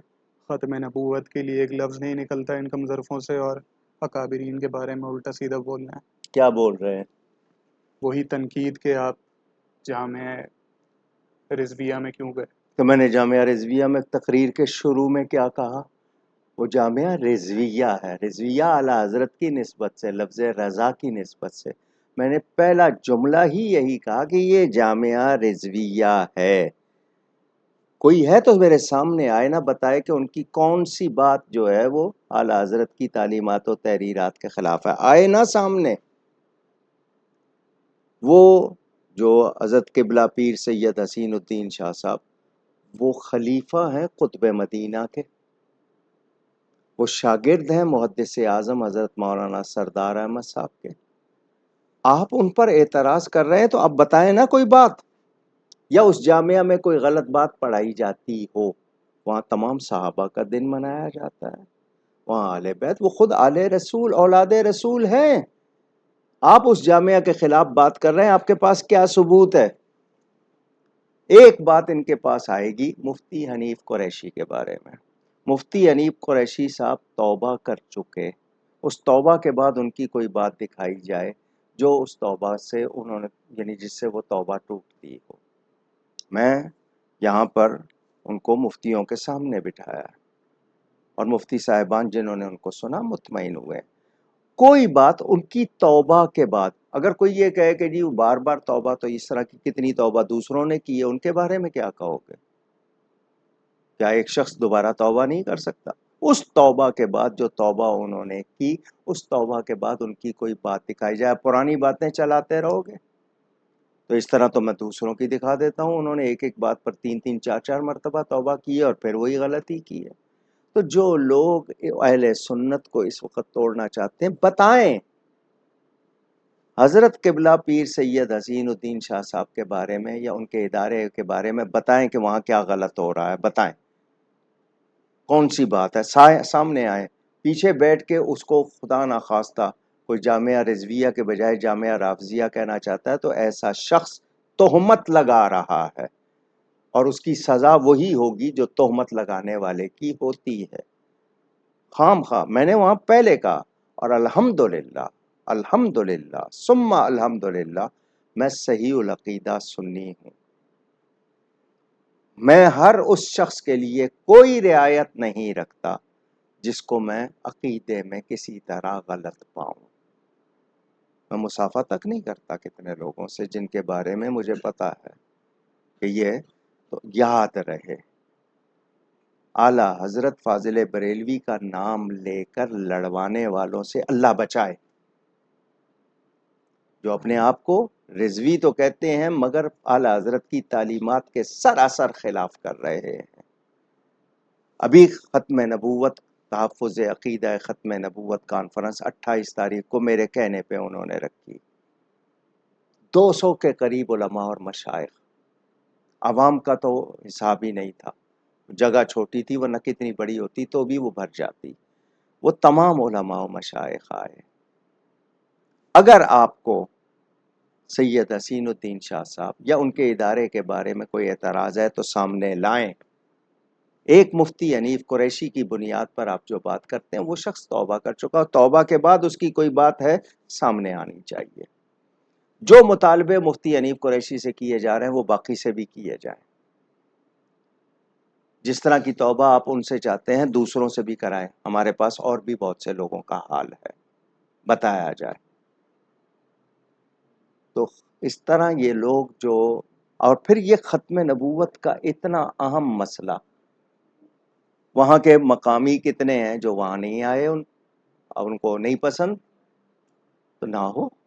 ختم نبوت کے معاملے میں آپ نے اس کو ترجیح نہیں دی، نبی کی عزت کے لیے نہیں آئے یا نبی کی عزت کے لیے تائید نہیں کر رہے، تو آپ سوچ لیں اپنے اپنی قبر میں جانا ہے، آپ جواب دہ ہوں گے. تو یہ بات آپ نے کی ہے، میں نے درد سے بیان کر دی ہے.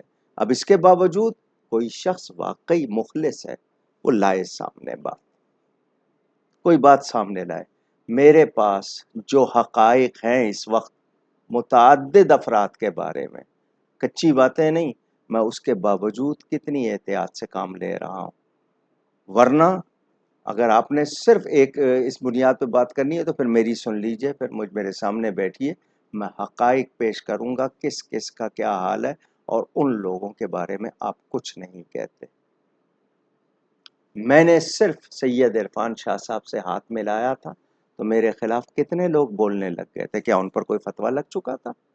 کیا انہیں اہل سنت سے خارج کیا جا چکا تھا؟ صرف ایک سید زادے سے صرف مصافحہ کرنے پر کتنا شور مچایا تھا. خود کیا کیا کر رہے ہیں، تعزیت بھی ہو رہی ہے، ان کی اقتداء میں نماز بھی ہو رہی ہے، جن کے بارے میں فتوے ہیں ان سے تحفے تحائف گلے ملا جا رہا ہے، چوما جا رہا ہے ایک دوسرے کو، ان کے ساتھ بیٹھا جا رہا ہے. اس پر کچھ نہیں ہے. وہ کاڑوی مجرم اور باقی سب فری. عجیب سی بات ہے. تو اہل سنت کو اس وقت یہ جو لوگ ہیں نا اس طرح کی باتیں کرنے والے، یہ ڈریں اللہ سے، جوڑنے کی کوشش کریں، توڑنے کی نہیں. اعلیٰ حضرت کے وہ جو ان کا رسالہ ہے 10 عقائد، اس پر اور فتاوی اسام الحرمین پر سب دستخط کریں. اس کے بعد بھی اگر آپ کی تسلی نہیں ہوتی تو اس کا مطلب آپ کی اندر کوئی ضد ہے نفسانی، اس کا مسئلہ نہیں ہے. ورنہ ایک شخص دستخط کر رہا ہے اس کے باوجود آپ اس کو کیوں نہیں مان رہے؟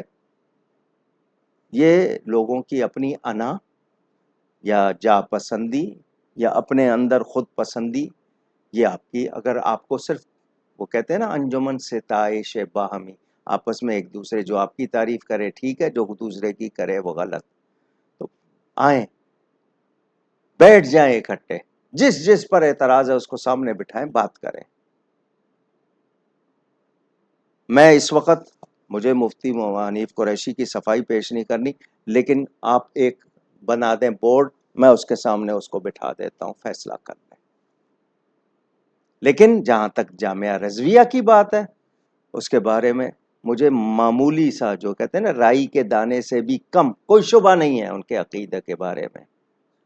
میں دعوے سے کہہ رہا ہوں، اگر کوئی مجھ پر اعتراض کرتا ہے جی آپ جائیں گے تو آپ کا بائیکاٹ ہوگا، لفافے بند ہو جائیں گے، میں اللہ کے لیے اس کے رسول کے لیے کام کر رہا ہوں، تمہارے لیے نہیں، لفافوں کے لیے نہیں. اللہ نے جن کے دل میں میری عزت محبت رکھنی ہے وہ اللہ تعالیٰ عزت دینے والا اللہ ہے، تم لوگ نہیں ہو. چونکہ آپ نے بات کر دی میں نے اتنی وضاحت کر دی ہے. باقی ان فتنوں سے اللہ بچائے اور ان فتنہ گروں سے بھی اللہ بچائے. آمین آمین. محبہ ماکدہ صاحبہ کا سوال، ان سے کسی نے یہ سوال کیا کہ اگر کوئی غوث اعظم کو نہیں مانتا تو کیا وہ جنت میں جائے گا یا نہیں؟ نہ ماننے کی وجہ ان کو کیا کہتا ہے؟ کیا ان کے بارے میں ان کے ایمان پر بھی شک کرتا ہے؟ کس حد تک گیا ہے؟ صرف یہ کہتا ہے کہ میں ان کو غوث نہیں مانتا، نہ مانے، لیکن ان کی توہین کرے گا، گستاخی کرے گا، پھر اس کے ایمان کا مسئلہ آئے گا. اور اللہ تعالی نے دو باتوں پر چیلنج کیا ہے، ایک سود پر، دوسرا اپنے ولی کے دشمن کو کہا مجھ سے لڑنے کے لیے تیار ہو جائے، من عادی لی ولیا فقد آذنتہ بالحرب۔ وہ اگر اللہ سے لڑنا چاہتا ہے لڑے، وہ اللہ کے ولی ہیں، پوری امت مانتی ہے، تو تم ان کو کیا نہیں مانتے؟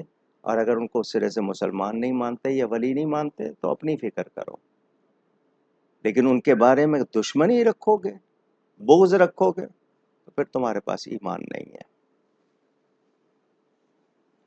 ذیشان قریشی صاحب کا سوال: تکبیر تشریق 3 مرتبہ پڑھنی چاہیے یا 1 مرتبہ؟ ایک بار تو ضرور پڑھے، 3 مرتبہ پڑھنا بہتر ہے۔ محمد شفیع صاحب تشریق جی، کا سوال آیا، جن لوگوں کو نہیں معلوم، 9 ذی الحجہ سے لے کر 13 ذی الحجہ کی عصر تک آپ اکیلے نماز پڑھیں گے یا جماعت کے ساتھ؟ فرض نماز کے بعد آپ کو تکبیر پڑھنی ہے، اللہ اکبر، اللہ اکبر، لا الہ الا اللہ واللہ اکبر، اللہ اکبر وللہ الحمد۔ 3 مرتبہ پڑھنا بہت اچھی بات ہے، مگر 1 مرتبہ ضرور پڑھنی ہوگی، اکیلے نماز پڑھیں یا جماعت کے ساتھ۔ خواتین زیادہ آواز کے ساتھ نہیں، نرم آواز کے ساتھ پڑھیں، بہت ثواب ملے گا۔ محمد شفیع صاحب کا سوال کہ اگر کوئی سیاسی جماعت قربانی کی کھالیں زبردستی لے لیتی ہو تو کیا ان کو کھال دینے سے قربانی ہو جائے گی؟ کیونکہ میں نے یہ سنا تھا کہ قربانی کی کھال کی رقم غرباء تک پہنچانا واجب ہے۔ احراق الدم، جانور کے گلے پر تیز چھری سے اللہ کا نام لیتے ہوئے رگیں 3 کم از کم کاٹ دینا، چوتھی بھی ہو جائے تو صحیح۔ جب اس کا خون بہہ جاتا ہے قربانی ہو گئی، واجب ادا ہو گیا۔ اب پورا جانور صدقہ نافلہ کے حکم میں آ گیا، خون بہہ گیا، قربانی ہو گئی، واجب ادا ہو گیا۔ اب وہ سارا جانور خود رکھ لیں، بانٹ دیں، اجازت ہے۔ آپ کھال قصائی کو، قصاب کو اجرت میں نہیں دے سکتے کہ تو ذبح کر دے تو کھال تیری، نہیں۔ ویسے اس کو تحفے میں دینا چاہیں، بادشاہ کو تحفے میں دینا چاہیں، بھائی کو دینا چاہیں، جس کو دینا چاہیں دے سکتے، بیچ نہیں سکتے۔ بیچیں گے تو وہ رقم صدقہ کرنی پڑے گی۔ خود اپنے لیے رکھ لیں کہ میں اس کی جناب کوئی شیٹ بنا لوں گا، کوٹ بنا لوں گا، استعمال کر سکتے ہیں، جہاں نماز بنا لوں گا، کر سکتے ہیں۔ تو یاد رہے، اگر کوئی زبردستی، کیونکہ واقعات ہوئے تھے جانور کو گولی مار دیتے تھے کہ اگر کھال نہیں دو گے، اس طرح کے بہت واقعات ہوئے، تو کوئی بھی زبردستی نہ لے، جو لے گا وہ گناہگار ہوگا۔ آپ کو اختیار ہے، آپ جس کو چاہے دیں، لیکن کسی بد عقیدہ کو نہ دیں، ذہن میں رکھیں۔ کسی بد عقیدہ کو یا کسی ایسے ادارے کو جو غلط کام کرتی ہے، پھر آپ اس کے گناہ میں شامل ہو جائیں گے۔ قربانی کرنے والے بھی جو اجتماعی قربانی میں اگر سود والے ہوں گے اس میں شامل، لاٹری والے اس میں شامل ہوں گے، عقیدے کے خراب شامل ہوں گے، اور آپ کا بھی حصہ ہوگا، کسی کی قربانی نہیں ہوگی۔ بہت خیال رکھنا پڑتا ہے، اسی لیے ایسی جگہوں پر اجتماعی قربانی میں شامل ہوں جہاں تسلی ہو کہ صحیح لوگ ہوں گے، حلال والے، پیسے رکھنے والے ہوں گے، کوئی بدعقیدہ نہیں ہوگا، ورنہ سب کی قربانیاں ضائع ہو جائیں گی، کسی کی قربانی ادا نہیں ہوگی۔ یہ میرا مسئلہ نہیں ہے، شریعت کا مسئلہ ہے، اس میں بہت احتیاط کرنی ہے۔ تو کوئی بھی، اب کھالیں پہلے تو صرف کچھ دینی ادارے کرتے تھے، اب سب کے سب کرنے لگ گئے ہیں، اب اسی لیے کھالوں کی قیمت نہیں رہی، 5-6 ہزار روپے کی گائے کی کھال بک جاتی تھی، اب 1000 روپیہ نہیں ملتا، تو یہ حال ہو گیا ہے۔ تو ایسے اداروں کو چاہیے کہ وہ احتیاط کریں، لوگوں کو خام خواہ زبردستی نہ کریں، آپ کو اپنے اخراجات چلانے، اپنے کردار دکھائیں، لوگ آپ کو خود عطیات دیں گے، لیکن آپ اس طرح کی حرکتیں کریں گے تو سوائے نفرتوں کے کچھ نہیں ہوگا۔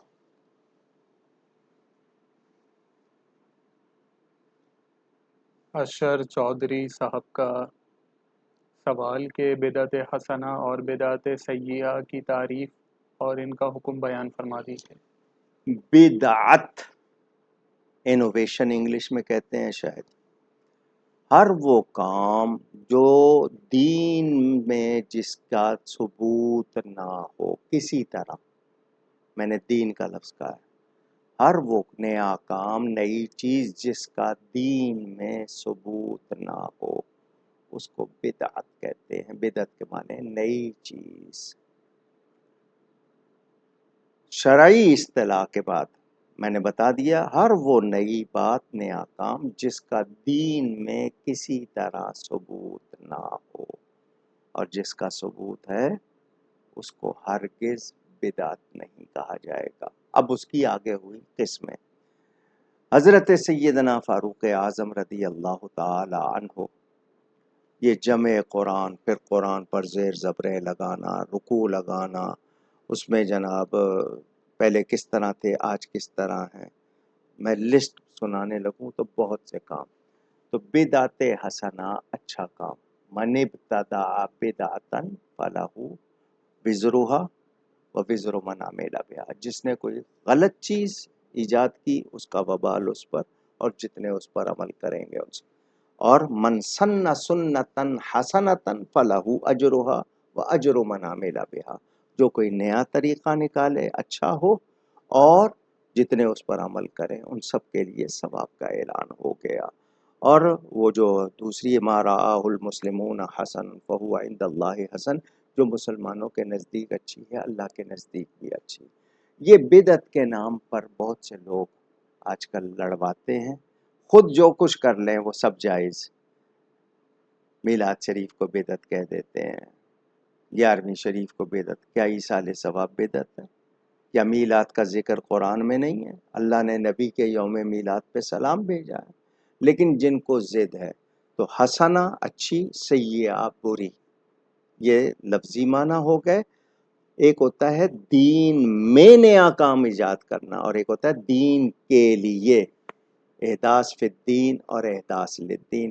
کو تھوڑی سی بحث پڑھنی ہو تو میری کتاب سفید و سیاہ میں پڑھ لیں، تو میں نے مختصراً یہ بتا دیا۔ تو یہ جو بدعت کہہ کہ جی شرک کے بعد سب سے بڑا گناہ بدعت ہے اور خام خواہ لوگوں کو بدعتی بناتے ہیں، ایسے بدعتیوں سے اللہ بچائے۔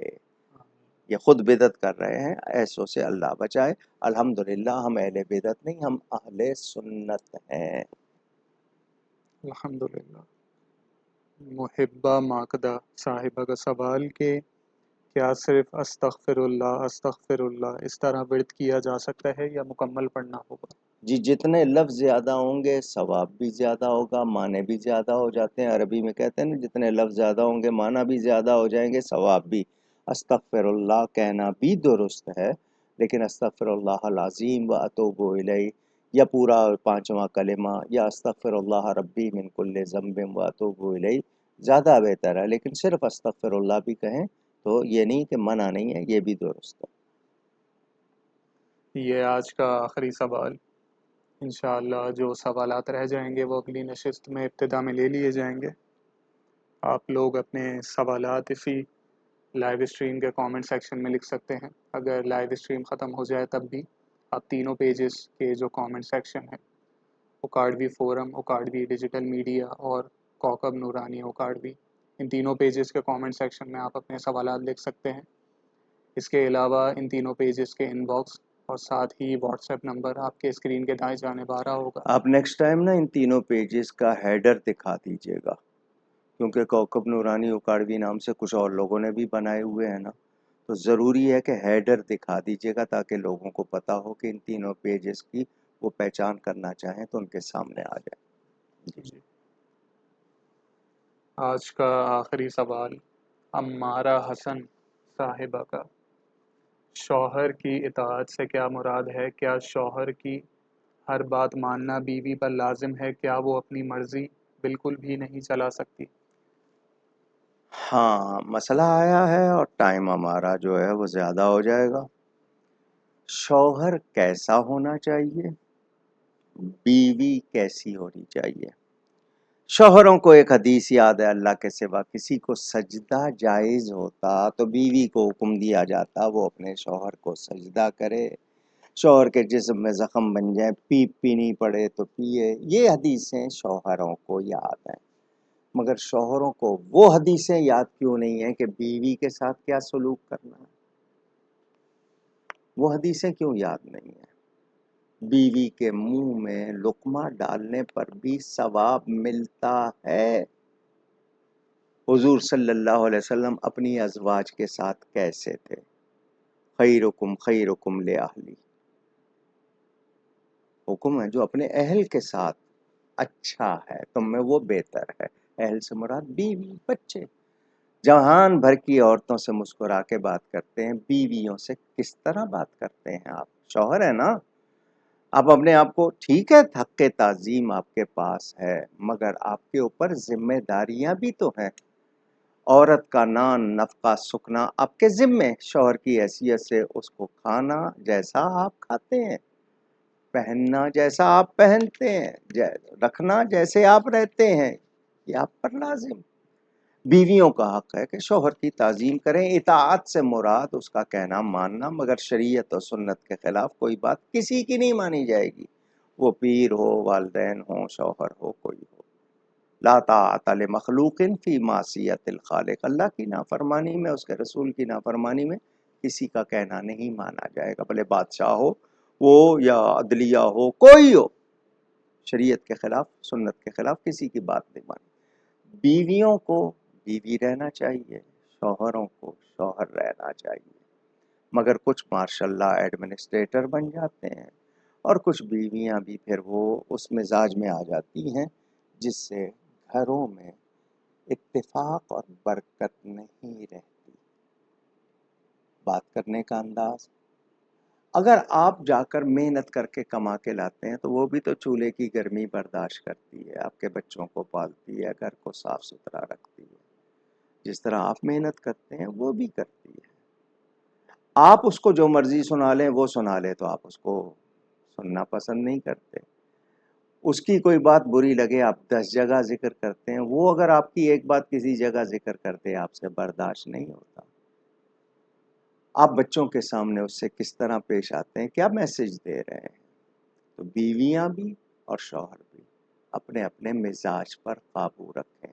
کہنا کن باتوں میں مانا جائے گا؟ جو گھر کی باتیں ہوتی ہیں ویسی ہوتی ہیں، لیکن آپ صرف کہنا منوانا ہی سب کچھ سمجھیں اور اس کا خیال نہ رکھیں تو پھر غلط ہو جائے گا۔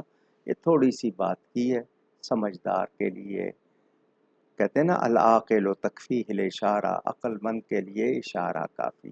اچھے شوہر بنیے، ان کو اچھا رکھیے، آپ ان کو خوش رکھیں گے تو آپ ہی کا بھلا ہوگا، آپ ان کو ناراض رکھیں گے تو بھگتنا بھی آپ کو ہی پڑے گا۔ پیار سے رہیے، بیویاں بھی کوشش نہ کریں کہ خام خواہ شوہر کے ساتھ الجھنا، وہ اگر آتا ہے آنے دیجئے، بیٹھیے آرام سے، کھلائیے پلائیے، پھر بات کیجئے۔ گیٹ میں داخل ہوتے ہی اگر شروع ہو جائیں دونوں تو پھر آپ سمجھتے ہیں کیا حال ہوگا۔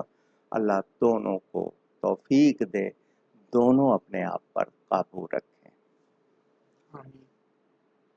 ہم ان تمام افراد کا شکریہ ادا کرتے ہیں جنہوں نے اپنے سوالات ہم تک بھیجے اور اپنے تعریفی کلمات سے ہمیں نوازا، جن میں مظہر خان صاحب، اشرف رضا صاحب، عبید رضا صاحب، حنا صاحبہ، منیر نقشبندی صاحب، محمد عرفان صاحب، شاہد سرور صاحب، عارفہ عارف صاحبہ، نول شکیل صاحبہ، راشدہ انور صاحبہ، ناصر علی صاحب، وقاص مصطفیٰ صاحب، محمد اشر صاحب، زہیب علی صاحب، ظہیر عباس صاحب، فیصل قادری صاحب، فرحانہ قادر صاحبہ، احمد علی صاحب، ارسلان نقشبندی صاحب، عبد المتین رضوی صاحب، رافع خان صاحب، علی حیدر راجپوت صاحب،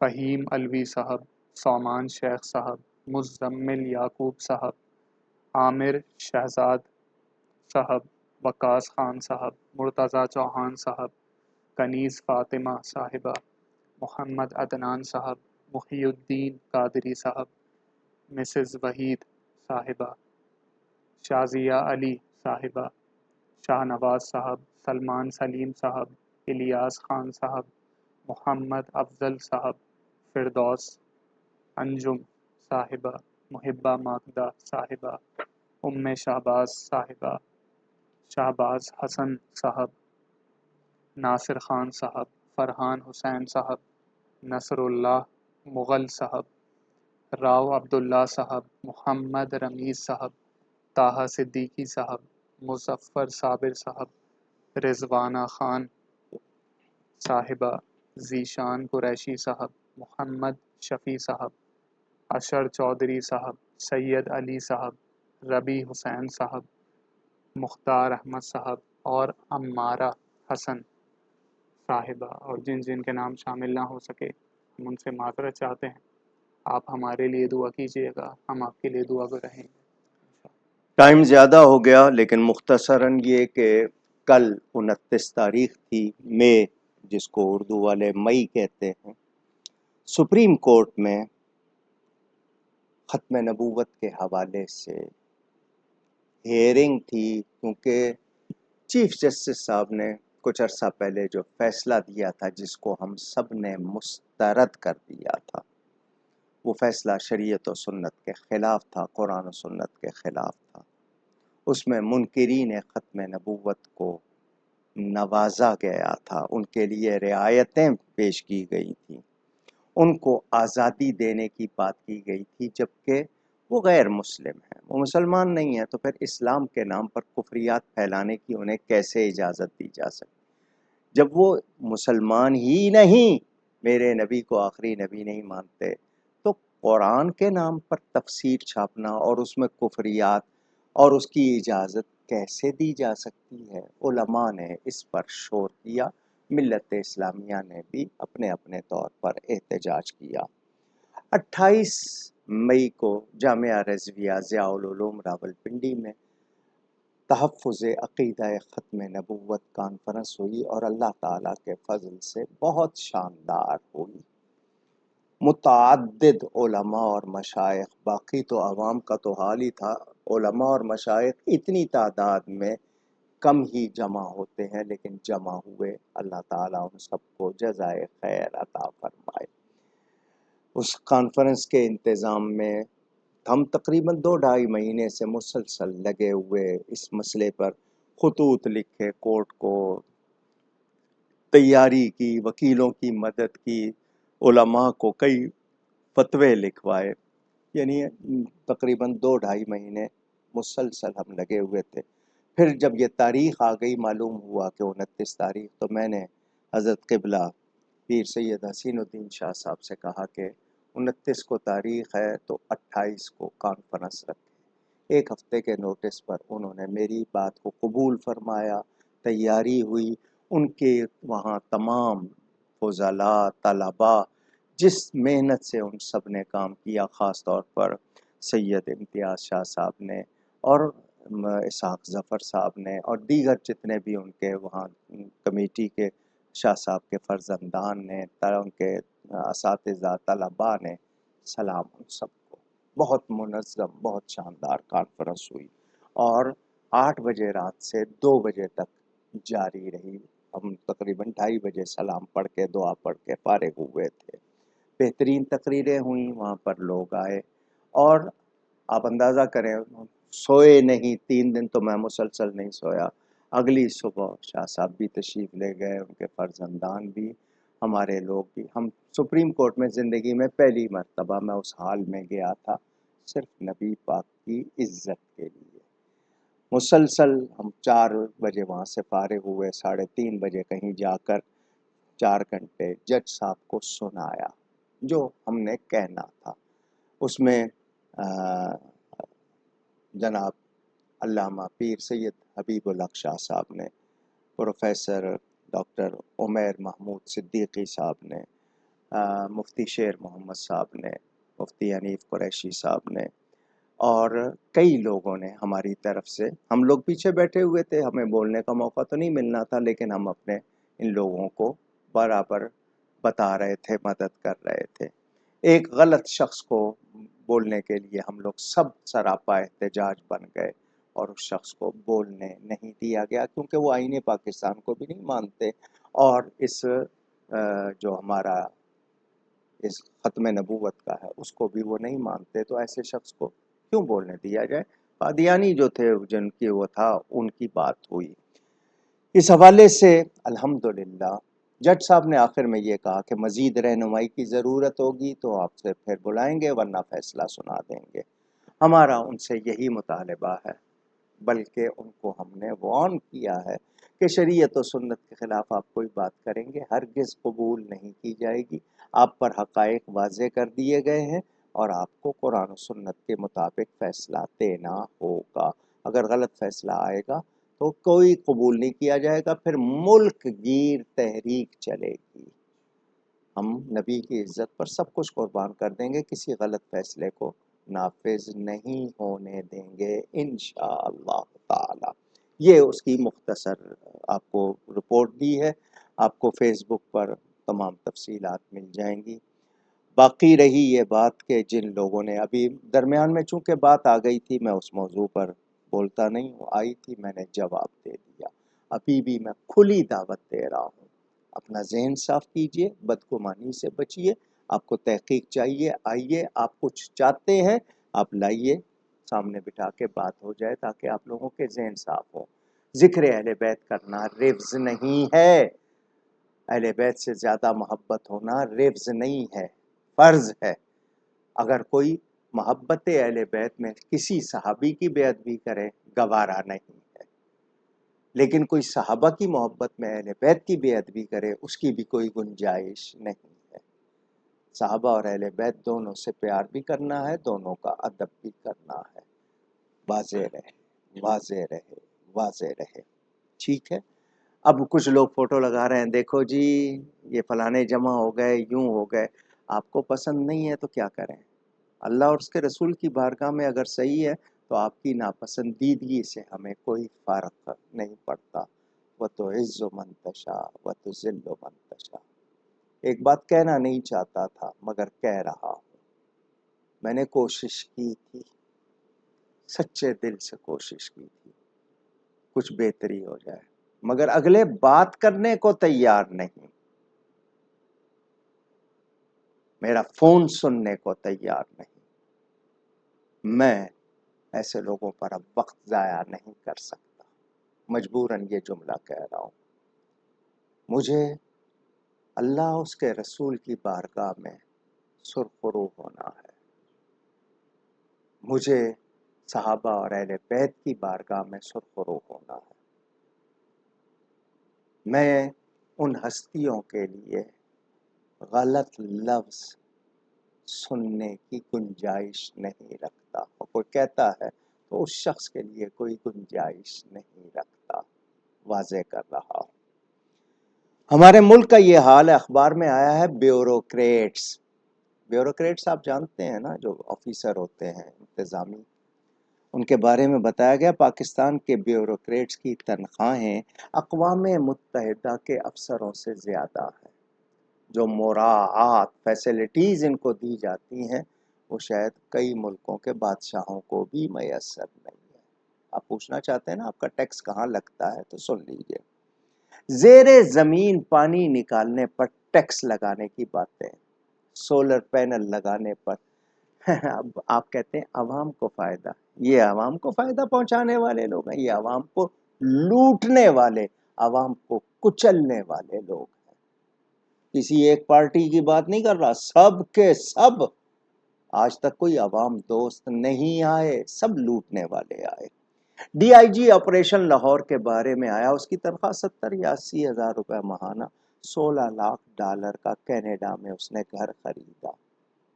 کہاں سے پیسے؟ یہ رشوتیں، یہ بھتے، یہ لوگوں سے لوٹ کھسوٹ، عوام کے لیے کیا ہے؟